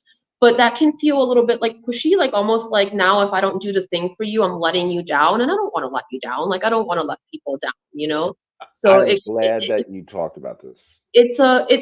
it's worthwhile to kind of think about like, how should I phrase this thing so that I can get my excitement across without setting an expectation for this person that they didn't expect to have placed on them. Does that Mm, make sense? totally. And I Yeah. was thinking that one thing you could do is mess with them while they sleep. No. Anyone who is pushy, you could mess with them while they sleep. You said it's this is from a previous interview. It's so cruel to mess with people's sleep. Have you found new ways to? So, from what I remember, like music, playing, music or stuff like that, or just please tell us more about messing with people's sleep. Look, you can mess with people's sleep, but it can't mess with my sleep. That's the crux of the situation. I've actually been asked by a couple of people about that before. They're like, why do you think it's so like mean to mess with people's sleep? And the thing is, like, if you Oh, consent it's to cruel. messing with your It is sleep, so mean. It's so if, mean. Oh god. if you consent to me messing with your sleep because you want to have an experience of being sleep deprived by a cruel goddess, that's not like that is not violating an ethical boundary for me for you because you've consented to this type of torture, right? But the problem is, guess who has to be awake to do that? Yeah, right. You understand? So one thing that I really dislike about sleep deprivation play kind of stuff is that like I also have to be sleep deprived, and I just don't know a situation where that's worthwhile for me. I do a lot of I'm not a like sleep doctor or anything like that, but I'm just like so fascinated with sleep. And I Me just too. I kind of love read and sleep. consume and watch and listen to every like piece of content about it because I just find it endlessly fascinating. And not getting enough sleep, being underslept is akin to having a blood alcohol ratio that Yeah, would give you a DUI. Okay, I so agree with you that. are you are incapacitated to a degree where you would not be able to safely drive a car or operate heavy machinery if you're sleep deprived to a certain extent. Hmm. And that's a lot of cognitive decline. Sleep debt is also not very easily like rebounded. Like it's quite hard to it's Yeah, it takes by time. some metric it takes 4 days, 4 nights of Yeah. sleep to recoup one night of lost sleep. Now think about how much productivity loss there is for someone who's very, very busy. If you torch one of their nights of healthy sleep, that's the rest of their week. So from a business perspective, fuck sleep deprivation. It's just not really worth it for me. I Yeah. don't know, like I don't know how angry I would have to be to someone or how much I would have to like care for their particular fetish to put myself in that situation. If there was a way that I could do it while I slept, that would be fine. The problem is if I'm dominating someone, I have to be aware of their state of being and their state of Yes. mind. And I cannot do that if I'm asleep, which means that if I have some kind of rigging thing going on, like let's say I solve the problem by sticking someone in a bedroom and then having like, like they can't get out of the bedroom or they can't get out of their predicament and there's loud music playing or some kind of like shock or some sort of concoction of predicaments that is not allowing this person to sleep. Now, if this person starts to have an emergency for any reason, any reason at all. And I mean, I've lived not that many years and compared to some other people out there, and I have seen some incredible coincidences happen. At the moment where you would least expect it, the most bizarre thing will happen. And suddenly you're like, what are the chances of that? So when you think about that kind of thing, when you think about the fact that like anything could go wrong, I can't sleep when I think that like someone's relying on me. I don't get very restful sleep. So there's really just no way to do that in a way that doesn't like mess my personal sleep up, and I will give my sleep up for nobody. I Nobody who understand loves that. me can take my sleep away from me. I love sleep. I seriously, Me too. when I hit my head on the pillow, it's almost like I'm praying. I'm not religious, but it's almost like I'm praying to the God of sleep. Yeah, Saying like, thank yeah. you for letting me go into your dimension. I like to It's get because I eight feel like hours. it's in another dimension. It's like I'm time traveling in a weird way, or I, just I like to get 8 hours. I like to take my time. I don't like to be rushed out of bed. Like it, I've known marriages who've broken, like they failed because they can't, like their sleep habits were messed up. You know, my brother blames the dog. The dog sleeping in the bed. oh yeah, no, I've heard. So one of the things that sleep specialists will say is they'll say like don't let your pet sleep in the room with you because a lot of times that can disrupt your sleep. So yeah, no, that's totally a thing. It's a thing. Yeah. So Stan Vladimir has the Stan question. Hmm. If you could have any superpower, what would it be, and how would you use it in your kink life? And what kind of superpower would you like your sub to have so they could please you? If I could have any superpower, I would ask for flight. I want to fly. That is, I would never choose any. That's the best one. Flying is the best one. I want to fly. I don't want to need a contraption either, like not like a plane or a hoverboard or anything like that. Like I want to be able to levitate. Um, that would be the superpower that I would choose. How would I use it in a kinky way?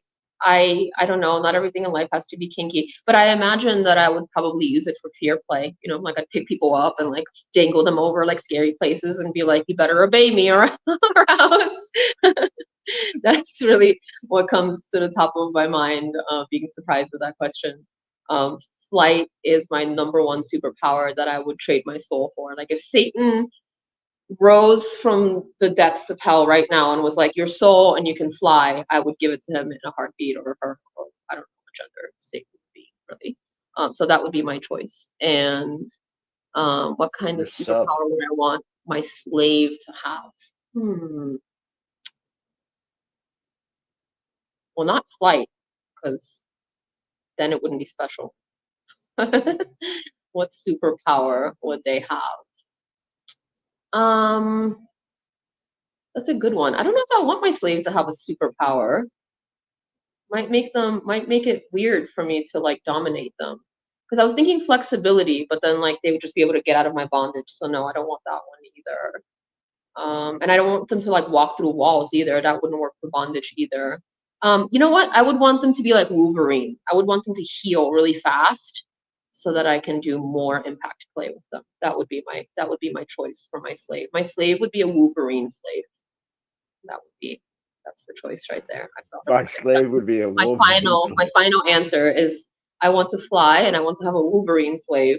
That way, if I accidentally whoopsie drop him on that jagged hill when I'm scaring him, scare tacticing him, he just rebounds back up and he's like, "No worries, mistress, I'm fine. You can abuse me some more." You never know. You should write a graphic novel, a comic book. That would sell if you did a Wolverine spin like I yeah. have, you know what? You know what? I have a friend who is an amazing comic book person, and maybe that's the next project for him to illustrate that I would flying actually mistress and Wolverine slave. I would like all three of us to talk. I've got tons of ideas. Yeah, yeah, Yeah, yeah. oh yes. I would love to. Witchcraft. I noticed you tweeted recently about something. I just saw that. I figured you tweeted something about a book about witchcraft. Yeah, it was a gift. It Probably, was such a lovely probably gift. don't even. Okay. So one thing I noticed, I have a lot of Dom friends, and a lot of them are into witchcraft. A lot of them are into witchcraft. Mhm. So why do you think so many dominatrixes love witchcraft, or just are fascinated by it? Not necessarily practice it, but just kind of get it. I think it's for me it's kind of like linear there, like that connection is very linear for me. I mean, witches are they have a dark aesthetic, and a lot of doms have a dark aesthetic. We both practice things that are kind of considered the dark arts. Um, you know, witches are a fun role play to do. Witches are powerful, and doms are also powerful. Um, Witches are often like really charming. You know, like they use like their charisma, or they can sort of like you know use like sort of mind melty tricks, and that's very much something that we as doms use to kind of manipulate people into doing what we want. So I feel like there's a lot of parallels between doms and witches, you know, between the aesthetic and the fact that it's just like a really fun fantasy thing. I mean, we're fantasy weavers, right? Like we Yes. we are experts at playing pretend. We're you know Yes. like when you're a little kid and you're like playing pretend, like doing all these different games like cops and robbers, aliens and whatever, you know, like we were professionals at doing that. And the witch genre is so much fun. There's so many things you can do. You can play with potions, you can play Yeah. with spells. It's just there's a lot of parallels there. I definitely see why you would like it, why a lot of people would like it So in general, let alone doms. let's suspend disbelief for a second, and Mhm. you could cast any spell like that as a dominatrix and a Mhm. performance artist and an Uh, artist, the PVC lover, as who you are. What if you had one spell that you could shoot anything like that? What would it be? What would be your spell? What would be I would probably. I don't know if this is silly, but I'd probably cast like a productivity spell. I would probably be like cast a spell on people to yeah, work even harder, like work hard, because I feel like a lot of limitless. people's problems come from the fact that like they wish they could do more, and Yeah, they just kind of like get in their own way. So I think the spell that I would cast on people most readily would be a spell that makes them get out of their heads and just get it done, reach their right goals, on. reach the next I thing, make thank you for be the best saying it. version of themselves they can be so that they can serve me better. Yes, yes. Thank you for saying. Seriously, there's so many people out there, and on the internet, especially, and in the kink community, they're so quick to judge. They're so quick to judge about that person's too tall, too short, too fat, too skinny, too brown, too white, too whatever, Mhm. whatever. They're not talented. They're whatever. Don't judge. Do something. Create your own art. Do so. Go out there. If that scene sucks that you're making fun of, well, start your own. If that dungeon's horrible, well, start your own dungeon. You know what I mean? Like Yeah, do something. The fact that you're doing all of these things, that's inspiring to not just me, to everybody watching this. And thank well, you. I just want to say thank thank you. you. All right, let's Sunshine says, I always say sleep deprivation is the worst The form of worst, torture. the Yes, worst. definitely. So lifestyle. Was there ever a time you felt burnt out or felt like you needed to give up this whole kink lifestyle? And what changed your mind? I don't think I've ever like seriously contemplated giving up kink. It's been a part of my life for so long, but I definitely have times where I feel a little burnt out. And it's usually when I feel like people are being a little bit demanding of my attention and time and not realizing how it sounds a little bit like sounds a little entitled, right? When you say like how much I'm doing for you, I'm doing so much for you. Like No, time is um currency. but Attention I and time is currency. but I do think that sometimes people can be a little bit like thoughtless about how much effort and how much like energy goes and hard work goes into creating these spaces and these events and these opportunities for people to enjoy themselves. Because at the end of the day, like we can say all different kinds of things about what we provide for people as a community and as a service. But at the end of the day, it's entertainment. It's a form of entertainment. Entertainment can be therapeutic, but it is not therapy. And I do find that the times that I feel the most burnt out, it's when I encounter a lot of people who are looking to get therapy out of BDSM, and that's not really fair. I am not a therapist, and neither is most people who are a mistress or a dominatrix. So I think like that can like really like burn somebody out. Is if you're working with someone or dealing with someone in a kinky capacity that really like needs to do some internal work on themselves. We all have things. There's nothing to be ashamed of or feel bad about. You're not a lesser person because you need to go to therapy. I go to therapy all the time, and I expect people who have had difficult times in their life to take care of themselves in the same way, because it's really, really important for you to show up into your kink endeavors and be present and feel good about what you're doing. Mm, So like, if you've got some like wrinkles to iron out, like deal with those. Deal with those with the right professional, because I'm a professional fantasy weaver, but I am not a professional at helping people deal with their internal demons. I might help them deal with that because the service I provide helps them decompress, but it should never be up to me to fill a role in their life that they feel is absent, unless that role is to, you know, provide them with an opportunity to feel like a slave or a puppy or a kitty or a piece of meat. for X amount of hours. That's what I provide for people. And if that's therapeutic for them, then that fills my heart with joy. Yeah. However, I cannot provide further medical Yes. therapy for them. And there's been times in my life where I had situations where I turned around and I was like, I feel really drained by this person and I just want to run away. And then when I think about it, I'm like, they really should probably like talk to somebody who can help them with like, like recognizing that like some of their behaviors can be a little bit like draining on people. And that's usually like what burns me out the most.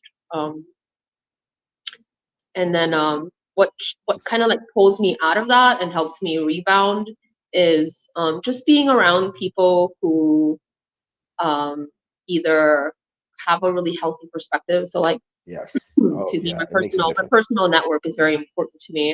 I'm very, very close with it's just Michelle, Robert Barbie, and a few of the other people that I work very closely with. We're close. We talk all the time. We reach out. We ask each other for advice. And like we try to like listen and be open minded about like maybe you didn't do that thing right. Like maybe like you made a mistake and that's why you're kind of feeling like that. But I think it's really important to continue to meet new people and listen to their story and like have an open mind because that's kind of what's going to keep things fresh and from stagnating where you're like, I can't do this anymore. Like I need something new. And that's why I say it at the end of every show: be cool, be kind, keep an open mind. We had a situation. I don't want to get into names or anything like that, but let's just say mental health is very important, and there's nothing wrong with asking, looking for help. I'm a mess. I had a liver transplant. It's like someone did Control Alt Delete on my brain. It's like That's so. wrong. I'm but I know this. I'm aware of this. I know that what I can do, what I can accomplish, and what's available. And if I get, what? If I get, of course, I get very negative thoughts, and they pile up. They pile up. They just ruminate on them, especially if you don't have someone to talk to. It's just going to get worse. So please, anybody out there, if you're having thoughts of suicide or thoughts of harming anybody, the kink community, a lot of us are here for you. It can help you, at least point you in the right direction, and to tell you to get Point in help. the right direction. Get help. Yeah, it's okay to get help. Get help so you can come back to the party. You know, Even if it's years from now, the kink community is gonna be here. Just Yep. be healthy. We need you to be healthy. So go, And get and get definitely and definitely be wary of people who are like promising you like therapeutic yeah. benefits from stuff. Like if they're not a doctor, they've got no like it could be like part of the role play, like, ooh, I'm gonna fix you, but like not Yeah. for real though, like just for play, right? I have to admit, I did a lot of role play during the whole liver transplant and me being sick because physically I couldn't do anything, but my mind and my mouse can do a whole lot, Yeah. So, but what was oh my god, what was I talking about? But like, what I'm saying is, I still had the energy, and I know I needed help. That all that role play didn't give me a new liver. Science did. You know what I mean? So Yep. go find some, please find some help. All right, rapid fire recommendations. Everything changes. You're into stuff now that you're not into last time we talked. So it doesn't have to be the be all end all of who you are. Just what you're vibing with now. Rapid fire Recommend a film. recommendation. Okay. Recommend a film. A film, A movie. a movie. Um, I'm, gosh, whenever people say recommend a movie, I always think of The Platform, and it's kind of like a horrible recommendation because it's just this like really awful movie. Wait, The Platform. What is that? It's this movie about like this dystopian prison. Here we go with the prison thing again. Maybe that's why it's on my mind so much. It's this damn movie, The Platform. Like every time someone asks me for something, that's the first thing that comes to mind. And there's better movies out there. I mean, I like all kinds of movies, but The Now I Platform, have to look it I think it's up. because it It's just traumatized me a little bit when I watched it. It's a horror movie, so I'm not going to say a lot it's about it. I'm just going to let you guys traumatize yourselves too. okay. Spanish dystopian future thriller. All right, recommend a song. A song. Yeah. I've been really like I like so many songs, so So do I. I love so many songs, but like recently I discovered this song. It's called Mother 8. I can't remember the name of the artist. It's really good. It's just like a really I've been playing it a lot lately. That's like the one that's been like around Mother my head. 8. I think you'll like it. It's like kind of like sexy and like poppy and it's dancey. It's good. And I like the lyrics. The lyrics are kind of cool. Okay. All right. Recommend a book. A book. A book Book. that I recently enjoyed a lot. It's kind of been like a year or two maybe since I swallowed it, but it's called Fallacy. I'm a bit of like a science nerd, so lots of different like I love like dream science and body stuff. So Fallacy is a book about genitals, and it's spelled PHAL, whatever the rest of that is, fallacy. It's like a Yeah. mixture between a fallacious statement and a phallus. Yeah. Oh, all right. I'll It's very definitely check that interesting. out. It's about human anatomy and like the misconceptions that humanity has had about how genitals work over the years and like what we know about them. It's really really interesting. It's a good I'm book. gonna check that out. I Definitely. promise. That It's sounds such a cool. good book. It's like it was really fun to. It was just like really fun all around. Like there's a lot of good stories and a lot of really good information. And I do, since we're talking about books, I have to shout out some other your kinky friends. We had Melissa Todd, My Body, My Business. She wrote a book. It's Cool. great. We had Exodai about Elizabeth Hendrick, about her being a sex slave in Japan.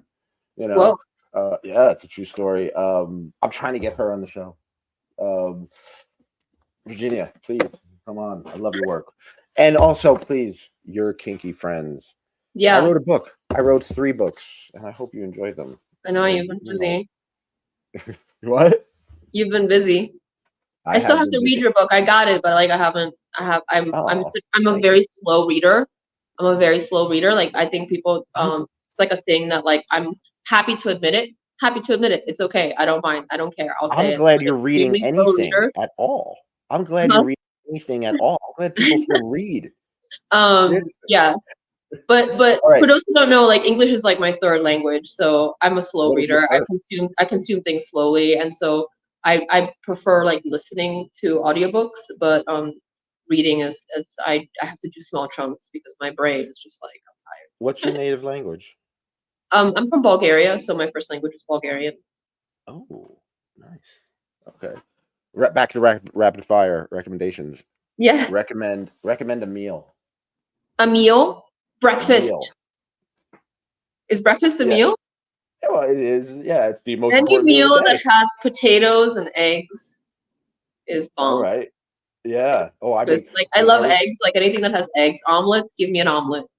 when I was going through, trying to get the transplant, right? Uh-huh. My diet changed every week. Like I couldn't eat tomatoes one week or anything with tomato sauce one week, and then the next Yeah, week I it's hard. could, and the next week I can't eat this, I can't eat this. But eggs was something that I could eat all the time. So I loved making omelets, making wild, weird omelets. Oh my god, there's a romance to it. There's a romance to What's your making an favorite omelet. omelet? What's your favorite thing to put in an omelet? I would put a mixture of spinach chopped up very fine, right? Mhm. And I Yeah, also chicken or tofu delicious. chopped up very fine. Sometimes I had to, because of the transplant, I had to put kale. It had to be leafy greens only. So it was all like as leafy greeny and leafy as I can, That sounds but really good. chopped up What real about fine. But feta? You gotta also, put feta in there. You of putting feta in there? course, feta was the only cheese I could eat, actually. You Yeah, gotta put feta was feta the in only there. cheese I could eat. I couldn't eat Parmesan. I couldn't eat any of that stuff. Um, Feta is it has a lot of good cultures in it. In yeah, fact, it's as delicious. a kid, it was always known like if you have an upset stomach, like feta tends to settle your stomach a little bit. I don't know if it's true or not, but to this day, for It- me, like feta is just like I a really good loved it, option. and I would put the feta cheese on the Delicious. edge. Be fresh, and fresh garlic, some fresh garlic, a little bit. And there was all these, because I love Indian food, and Me too. I love Greek food, and Mm. Mediterranean food. So they have all these sauces. So whatever sauces that like other people had or that I had, like I would always like use those and experiment with those. And that's what made it very fun. So putting the fresh tomatoes, fresh everything fresh had to be fresh. and you just kind of chop it in. You put it in. You put some either meat or tofu. Sometimes you don't have to put meat or tofu, but yeah. Sounds And good. I would eat off the omelet. all right, the jar is back. Due to popular demand from Mistress Natasha, I had a jar for the word association game. Yeah, yeah. So I don't know what's in this jar. This is a brand new jar. See, it says Cat something? Cat blessing. blessings. I love it. We reuse everything. I don't know what's in this jar. So we'll go to the jar, but let's just quick wrap word association. First thing that pops in your head, no wrong answer. All right. PVC. Shiny. Rubber. Ooh, smooth. Chastity. Hard. Thigh-high stockings. Sorry, I really like thigh-high stockings, so all I could think of was I love thigh-high stockings. I'm wearing thigh-high stockings right now, actually. Believe it or not, yeah, thigh-high. Yes, and I'm locked in. Oh, I'm not locked in chastity. I got let out this morning, and for my birthday, I had my birthday. Oh, I had a lovely birthday. Happy Sunshine. birthday. Thank you. We went out, and this is after a liver transplant, so it's like everything is everything is new and beautiful. So couples massage, and I have here I don't know if you could see it. I have blue toenails. I have blue toenails, so we went to a pedicure too. That was the first time I ever did. That's always romantic and fun. Pedicures are amazing. Everyone should get pedicures. It doesn't matter who you are. You should get a pedicure. They're so good. I agree. I like my feet don't feel ugly anymore. I think it's funny when people are like, I'm a man, I don't get pedicures. I'm like, you should get a pedicure. Your feet should be nice. You don't have to paint them purple. Just get a pedicure. Yeah, you don't want to look like Fred Flintstone running around, And plus, I'm kinky, so it's like if a woman wants to take me out for a pedicure on my birthday, I'm loving every minute of it. Thank you, sunshine. Back to the rapid fire. St. Andrew's Cross. First thing that comes to your mind.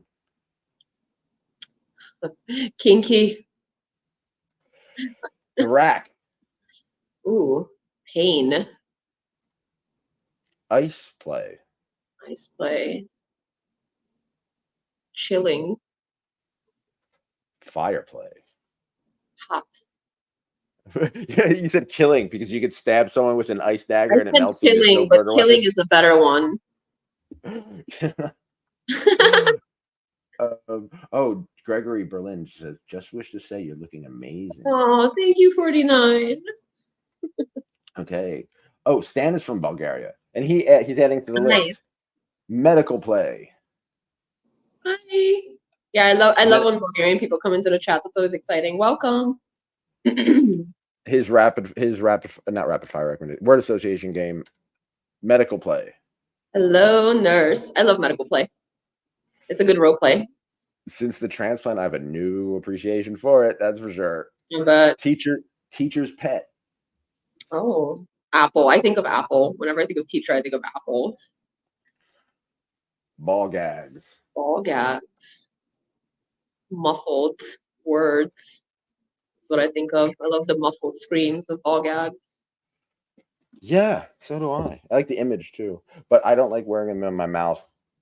No. But yeah, but I'm down to get down. You know what I mean? I'm just tired of having it open all the time. It does a little sometimes, yeah. And it's the some people have better gag mouth than others, and it's unfortunate because it's like everyone likes a good ball gag, I guess, but most people like a good ball gag. I was just thinking that I talk so much. Maybe I do it subconsciously, so women will put ball gags on me. Kidding. I thought you didn't like them. A bit gag. Is a bit gag better for you? A bit gag. I don't know. Wait, I haven't tried that yet. Is that the thing you put in them? Oh, no. Instead of a ball, it's just yeah. It's like almost like a bone. Yeah. No, I always like a straight up scarf. A scarf. Straight up, yeah. There's like an elegance to it, like the damsel in distress type thing. I don't know. Looks cool. All right. Using non-kinky things for kinky purposes. Like my favorite one is the necktie. I feel like the necktie is the ultimate covert kinky thing that a man can wear I or have a used masculine person. neckties Because I suppose ever. not, and like anyone could wear a tie, really. But ties are exciting because it's like you come with a built-in leash. That's true. It's very true. I already That's got the very true. tie right there. I got you. You're It's a basically built-in asking for it. leash. You're like, here I am. I wore my leash. I'm a good boy. I'm a good corporate boy. Tell me what to do, boss. That's funny. I noticed that it's funny that you say that about ties because as soon as I was like old enough to wear a tie, I thought of it for kinky reasons. I thought of it like, oh, I could tie myself up, I could tie someone else up, and then as once I could like have a reason to wear a tie, meaning I'm like making money and I'm being professional, I'm like, oh, I could use this tie. A lot of like I have now the opportunity to use these ties with what my imagination had. You know what I mean? So Mhm. yes, I would love to use that in like the meaning of the necktie as a metaphor. Yeah, the We should necktie is a good one. write a book. Me, I want to, but I'm a slow reader. Whipping. Whipping. First thing that comes to your head. Just so satisfying. Satisfaction is what I think of. I think of being very satisfied in like a very profound way. Carnal satisfaction. Norse. Norse.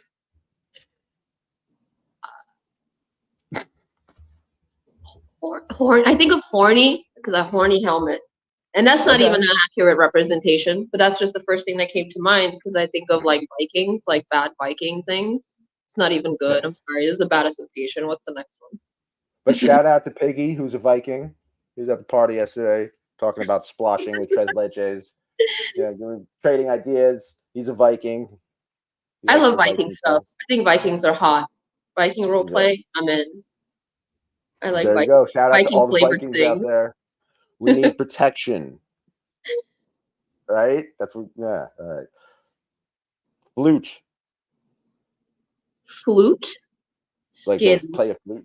Oh, skin skin. flute. All I right. think of skin because of a skin flute. I just Yeah. mind immediately went to a sissy blowing a man. I want to actually. I skipped a That question. I skin want to flute. like skin flute. Skin flute.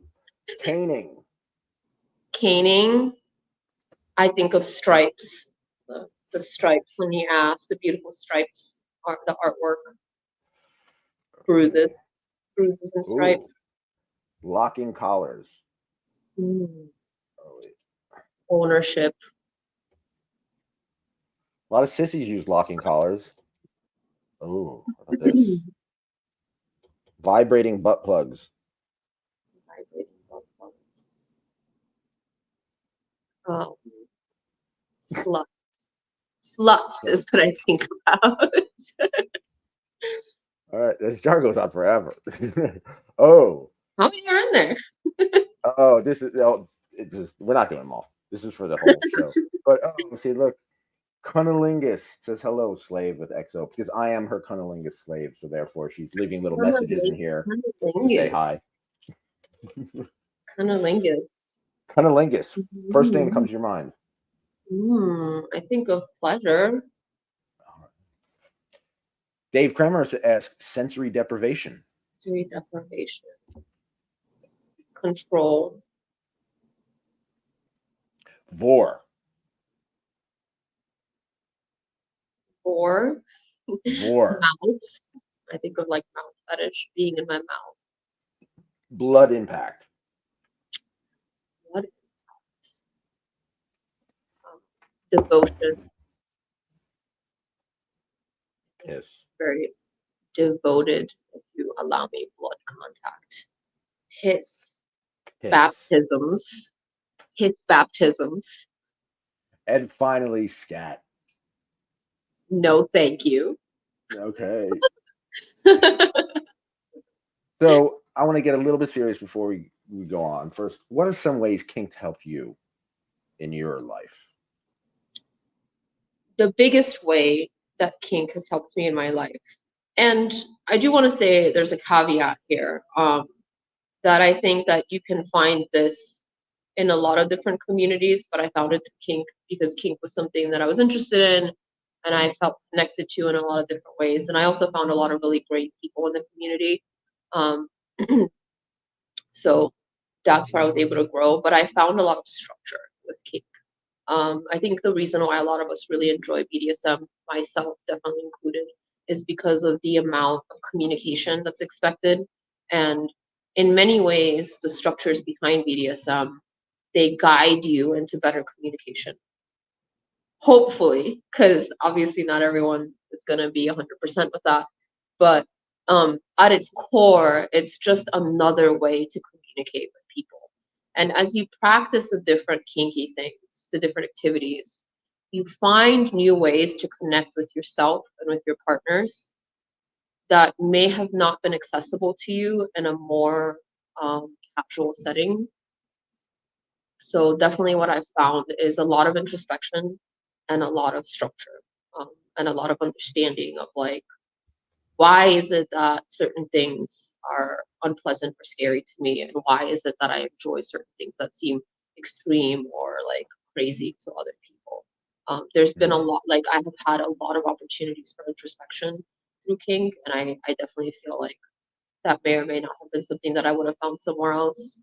So I have a lot of gratitude there with like, you know, like just being able to look inside myself and also be able to like understand people's different perspectives on why they come into this. But before you mentioned couples, now Uh-huh. I'm in a DS relationship right now, and I want to. It's a romantic relationship. It's a lifestyle relationship. Mhm. Yeah, it's intimate. Yeah, and so it's not professional. We live together. Um, how can I serve better? How can you what?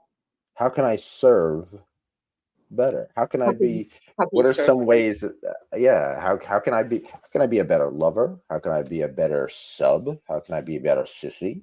How can I be a better kinkster? Um, always keep the communication open, and Yeah. always give yourself time to understand. One thing that I've learned from power exchange dynamics is as a as a leader or the top, you don't always get to choose whether the thing that you say is like, you can, we have words, we have language, and it's a little bit deceitful because you can say like, lay down on the floor, and then in your mind you're like, I know, lay down on the floor, like what's there to like misconstrue about that? But there's like 50 different ways that you can lay down on the floor, right? Like, you want me face down, face up, like there's a lot of there's a lot of little nuance that we take for granted from both sides. You might think like, well, she said lay down, surely she means this. But there's a lot of ambiguity that sort of goes unnoticed, and that's where communication can kind of break down. And my biggest advice to someone that wants to have a better connection with their partner, because that's really what BDSM is about, is to remain open and aware of the fact that there might be an option that you didn't see that might not be what that person meant. Asking for clarification is an invaluable tool. Um, Asking like, "Hey, did I do that thing right? Like, was is this what you meant? Like, am I is can I just understand?" Like, asking for clarification is gonna be, because I feel like a lot of people are worried that like, oh, if I ask too many questions, then I'll seem annoying or I'll seem like I'm not paying attention. Mm. But ultimately, communication can be very tricky because we come from different walks of life. Yes. You're and the word association game probably illustrates that for a lot of people who might have been watching it and may have been like, why did she think of that? That's how brains work. You can tell Yeah. someone like, go stand in the corner, and even Thank though you. that seems like the most simple command ever, they might do it in a way where you're staring at them and you're going, that's not wrong. That definitely, that checks the box of go stand in the corner, but it's not what I envisioned when I made that command. And so leaving space for those things from both sides of the relationship is gonna really help create um less friction. It's gonna Mm. make it smoother. Um, And then also just being aware, like, am I asking for too much? Am I not getting enough for myself? Am I taking care of myself enough to where I can show up for this person? Or am I showing up for them in a way where it's not helpful? Like, I'm trying to help, but because I didn't help myself first, I'm now fumbling everything. I'm a mess, like I'm underslept. I'm messing things up that are like kind of simple. I'm stressing them out a little bit more. Don't put yourself in don't offer things that you can't do because you just want to be the best. Sometimes the best is for you to take a step back and say, I don't know how to do that. I can't do that for you. Can I learn how to do that? Can I ask somebody else to do that for you? I'm not the right person for this. I want you to, sometimes being the best sub is realizing that like you can't do that task and just honestly Mhm. saying like, I'm really sorry, like I don't think I can perform the task. It's not safe. I'm gonna mess it up. You're not gonna get the experience that you want out of it. Um, I hate to be like so negative. I want to give something positive Well, too. let's here's the next question. Here's the next question. Um, you you get people together. I find it so inspiring. It's like seriously, it's giving me the imagination to write things that about my own scene, my own local scene. Um, it's like you're a force in the community. So as a whole, if you think because you're not just looking at it as just one sub or as one person, you're looking at it as a community, as a party, right? So what can the kink community as a whole do to make the world better? The world better. Or even the kink community better. We can The take it world one is a step at little a bit of time. a big, Let's yeah, it's take like a it big one ask. step at a time with the kink community. And what can we do to make this life our own lives a little better? The thing that sticks out to me the most is allowing toxic situations to go on or preventing them from going on. Um, Kink is a special interest, and it's one that is very intimate and personal to people. So with that, I mean, in any special interest group, right? Like in any community and group of people that are sort of unified over one thing, like whether it's a sport or a hobby or something like that, or a belief system. When you have a community of people like that, they feel very connected, and sometimes that can kind of be to their detriment because you might overlook signs of like unhealthy relationship, whether that person is predatory or whether that person is unhealthy and their personal problems are sort of like affecting other people. They might need to be rescued a lot because they're kind of sort of like making the same mistake over and over and over again. Um, or maybe they're just not very considerate of the people around them and frequently doing things that to help themselves out that are actually like sort of putting other people out.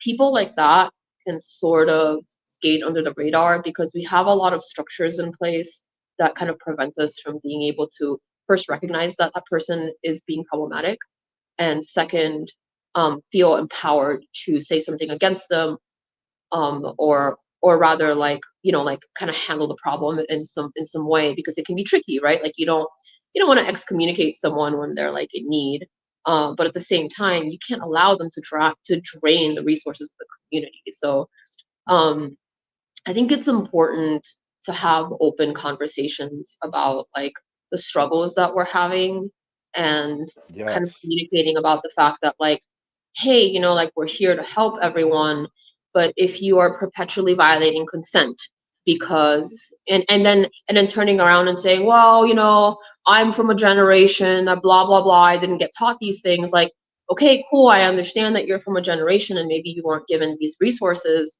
but you have to make a choice now. Do you want to learn new, better habits so that you can be a Hmm. better part of your own community? Or do you want to continue being like sort of strenuous, like link in the chain where everyone who is committed to like being in your company or working with you is now suffering to some degree because you've got these issues that you're unwilling to address, or completely unaware of in some situations. And that can be really, really hard to address. Like, I wish I could just be like, hey, do better, you know, like make sure there's no abusive people in the industry or in the scene or whatever. But the reality of the matter is that like that's going to take a big effort from, you know, it's going to take a big effort from people just having a lot of like open and honest conversations and saying like, Yes. yeah, like, you know, like, hey, you know, I hate to say it, don't want to like hurt your feelings, love you to death, but like sometimes you do this thing and it's kind of fucking things up for everyone. And, you know, to some degree, like if someone approaches you with something like that, you're probably going to feel really, really hurt.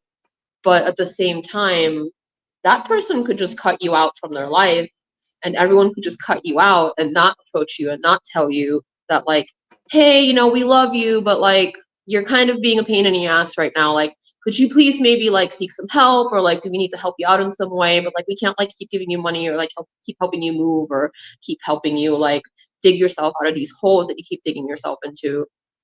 Because like it's sort of like draining on the community. And if someone does approach you with that kind of thing, like you're gonna feel angry and sad, and you're probably gonna like your first intention, your first like impulse is probably gonna be to be like, who are you to say that to me? But at the same time, like it's you're gonna have to swallow your pride and say like, yeah, I have a problem with that. Like I think like, We, you know, like I maybe I do should think, need to seek help or work on it, or can you help me understand or something go like for that. help. People should literally seek help. It's okay to seek help. Taking We had a responsibility situation. for your Yeah, actions, it's a responsibility for the other people in the apologizing community. when you mess For the something other up. people, yeah. Definitely seek help. Okay, we're almost done. How are all right, look. You're talented. You have people, you have a following, and you're gorgeous. Yeah, like, so not everybody is talented. Not everybody is gorgeous. Not everybody has like a crew of other doms and submissives. You know, not everybody's you, but still, people have a right to make money. So how can kinky people make money if they're not Um, beautiful and talented? so, you know, listen, being kinky has nothing to do with being able to make money. Kinky people make money in the same way that everyone else makes money. Kink can sometimes be a little bit of a distraction for people. Um, and also, you know, like if you are so kinky that you're out, then perhaps you've painted yourself in a situation where maybe not every profession is accessible to you now. That is absolutely a thing, and it's a thing that I hope we can all, as a society, move away from in the future. I don't I genuinely don't believe that your personal agenda that in no way affects the world, and it's just between you and your partners, your intimate partners, or you know, your partners that you play with, should play a role in whether or not you're qualified to be some job out in the world. Like you can be both a good banker and also you can be both a CEO and a sissy. These things are not mutually exclusive, right?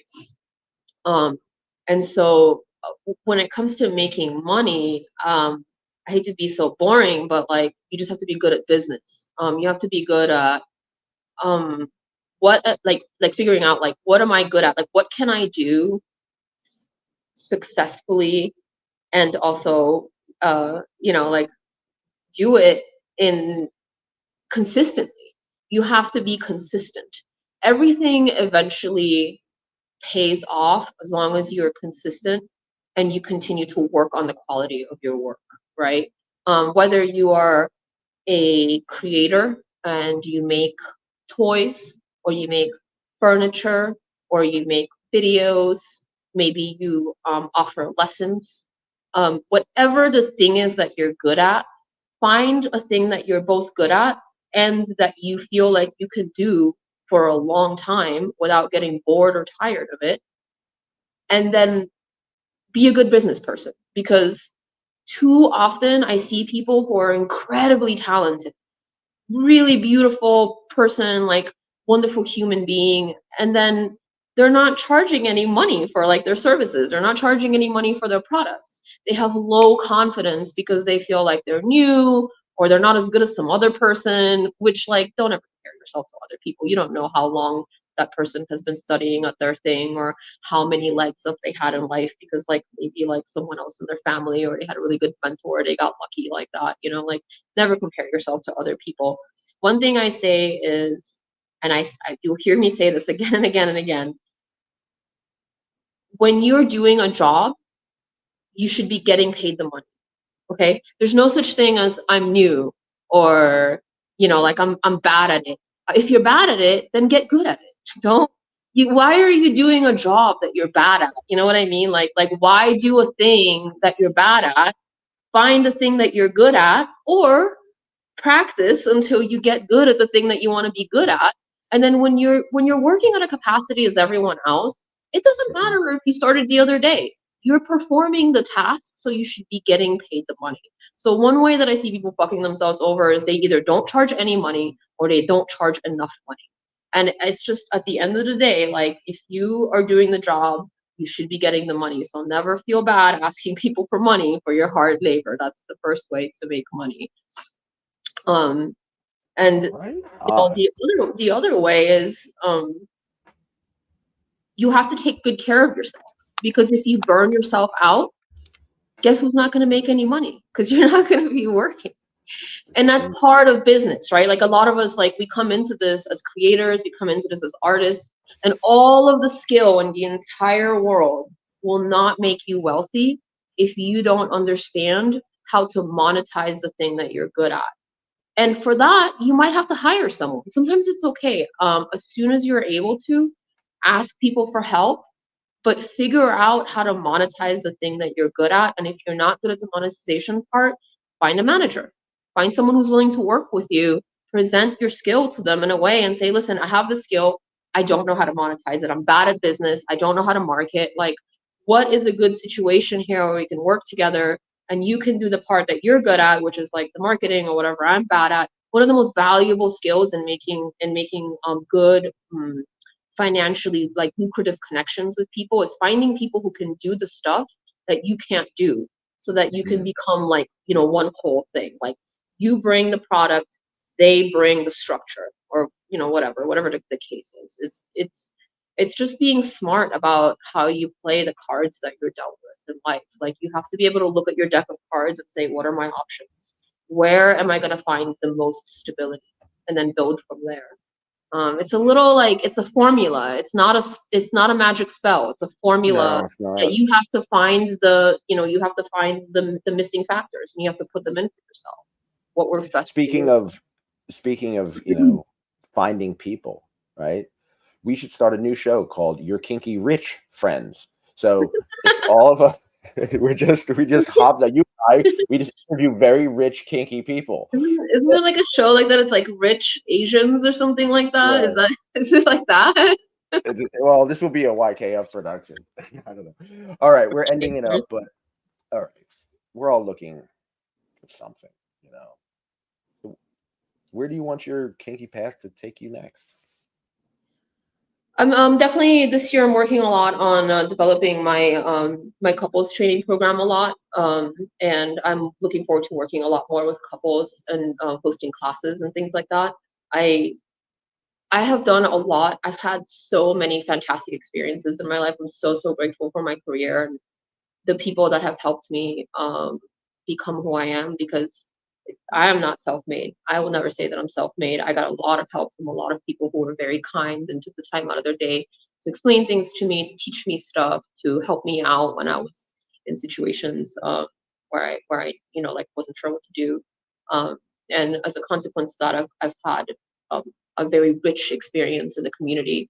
So I am looking forward to moving more into a teaching uh, role. Like I'm obviously never gonna stop being kinky and like doing crazy stuff, because there's still things. There's always gonna be things that I'm gonna think of that I'm gonna be like, I still haven't done that, you know. But I'm definitely moving more into working with people who want to safely experience BDSM in their personal relationships, because lately I've been finding that super fulfilling.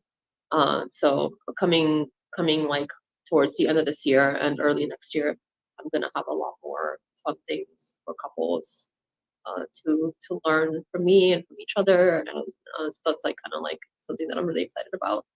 I think we should do this. So, Yeah. like I said, I'm in a DS couple. We can make a documentary Yep. about you. We should make. I'm thinking about this right now. I should Yeah. make a documentary about all the DOMs that I talk with and how the relationship has evolved and changed and has improved over the years. So, Mm, you want to be a part of this? You could lead the whole thing. You could that sounds show. kind of fun. Yeah, Yeah, I would love to. yeah. We can talk about it more. Uh, so how can people get in touch with you? How can people give you money, exchange ideas, see you in PVC, or give you PVC, or give you leather and latex and have you do whatever with So, it? so that website you had pulled up when we first started talking, the Isobel-Devi.com, that one, that's the Okay. order one. So the one before that, yeah. So that's I have a. Some people are probably confused. I have a couple of websites. If you click on that booking website, you'll find my. I think it actually takes you, yeah, Denver Mistress, which is the.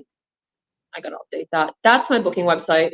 That's how you would. That's where you would go to book a scene with me or to book me for like an event or something like that, or for a virtual consultation or show. But if you go back to that original website, the Isobel Devi one, that one has a lot of one more. That one has my clip stores and fan sites for people who are not within reach of me. There's phone and chat. And when you click on all of those different like modules, it gives you all of the different options that you can do that with. Like you can find all my social platforms. Now, I will say this, if it is not listed on there, it's either not being updated by me or it is not me. Okay. I've had a lot of issues with imposters lately. I've had at least two people that I personally know have gotten very, very ripped off by imposters of mine. Please be very like careful. I will never message you on social media. I do not do that.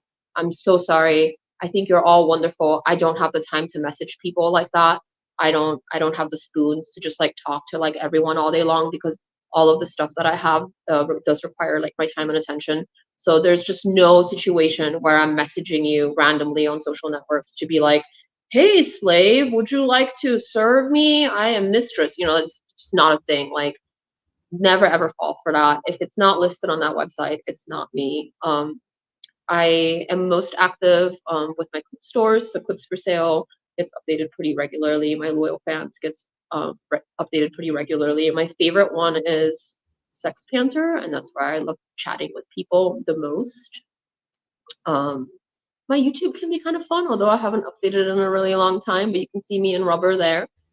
Um, Ah, and then if you wanna be like sweet and send me something along, there are some wish list options on that website.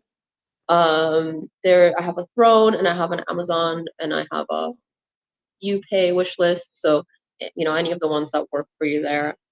Um, my birthday's coming in mid-October, so you can maybe think about sending something along for that if you're trying to like really give me a good birthday this year. Um, you to deserve give it. hints to people. But yeah, if they want to send something along, there's like a payments and gifts section of that website. So I've tried to make it everything really easy for people so that they can kind of find exactly what they're looking for.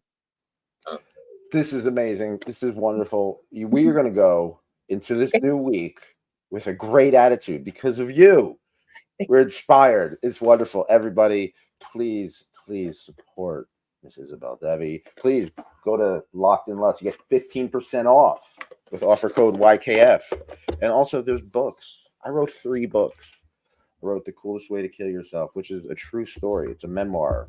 It's about it's filled with Make it sex, an drugs, audiobook. and Make it an audiobook. I'm, I'm working on it. Yeah. And there on the Spotify, there's an excerpt from Your Kinky Friends. We did a section. It's chastity. It's about basically I'm driving Lynn home and I'm locked in chastity, and she's basically telling what we're gonna have for lunch. It's an interesting, fun, kinky, Cool. romantic little thing. It's on Spotify. Check it out. It's a demo. It's just us fooling around, but it's the words are all from the book. Yes. So everybody go out there, be kinky, support the Patreon. We need money. We do this for love. Obviously, this is not well produced. There's no editing. We do this for the love. We do this for the Yeah. love of kink. So yeah, support kink helps kink. And yeah, you know what I always say. Oh Be yeah. cool, be kind, keep an open mind. I love you, everybody. Everybody, take care. Have a great week.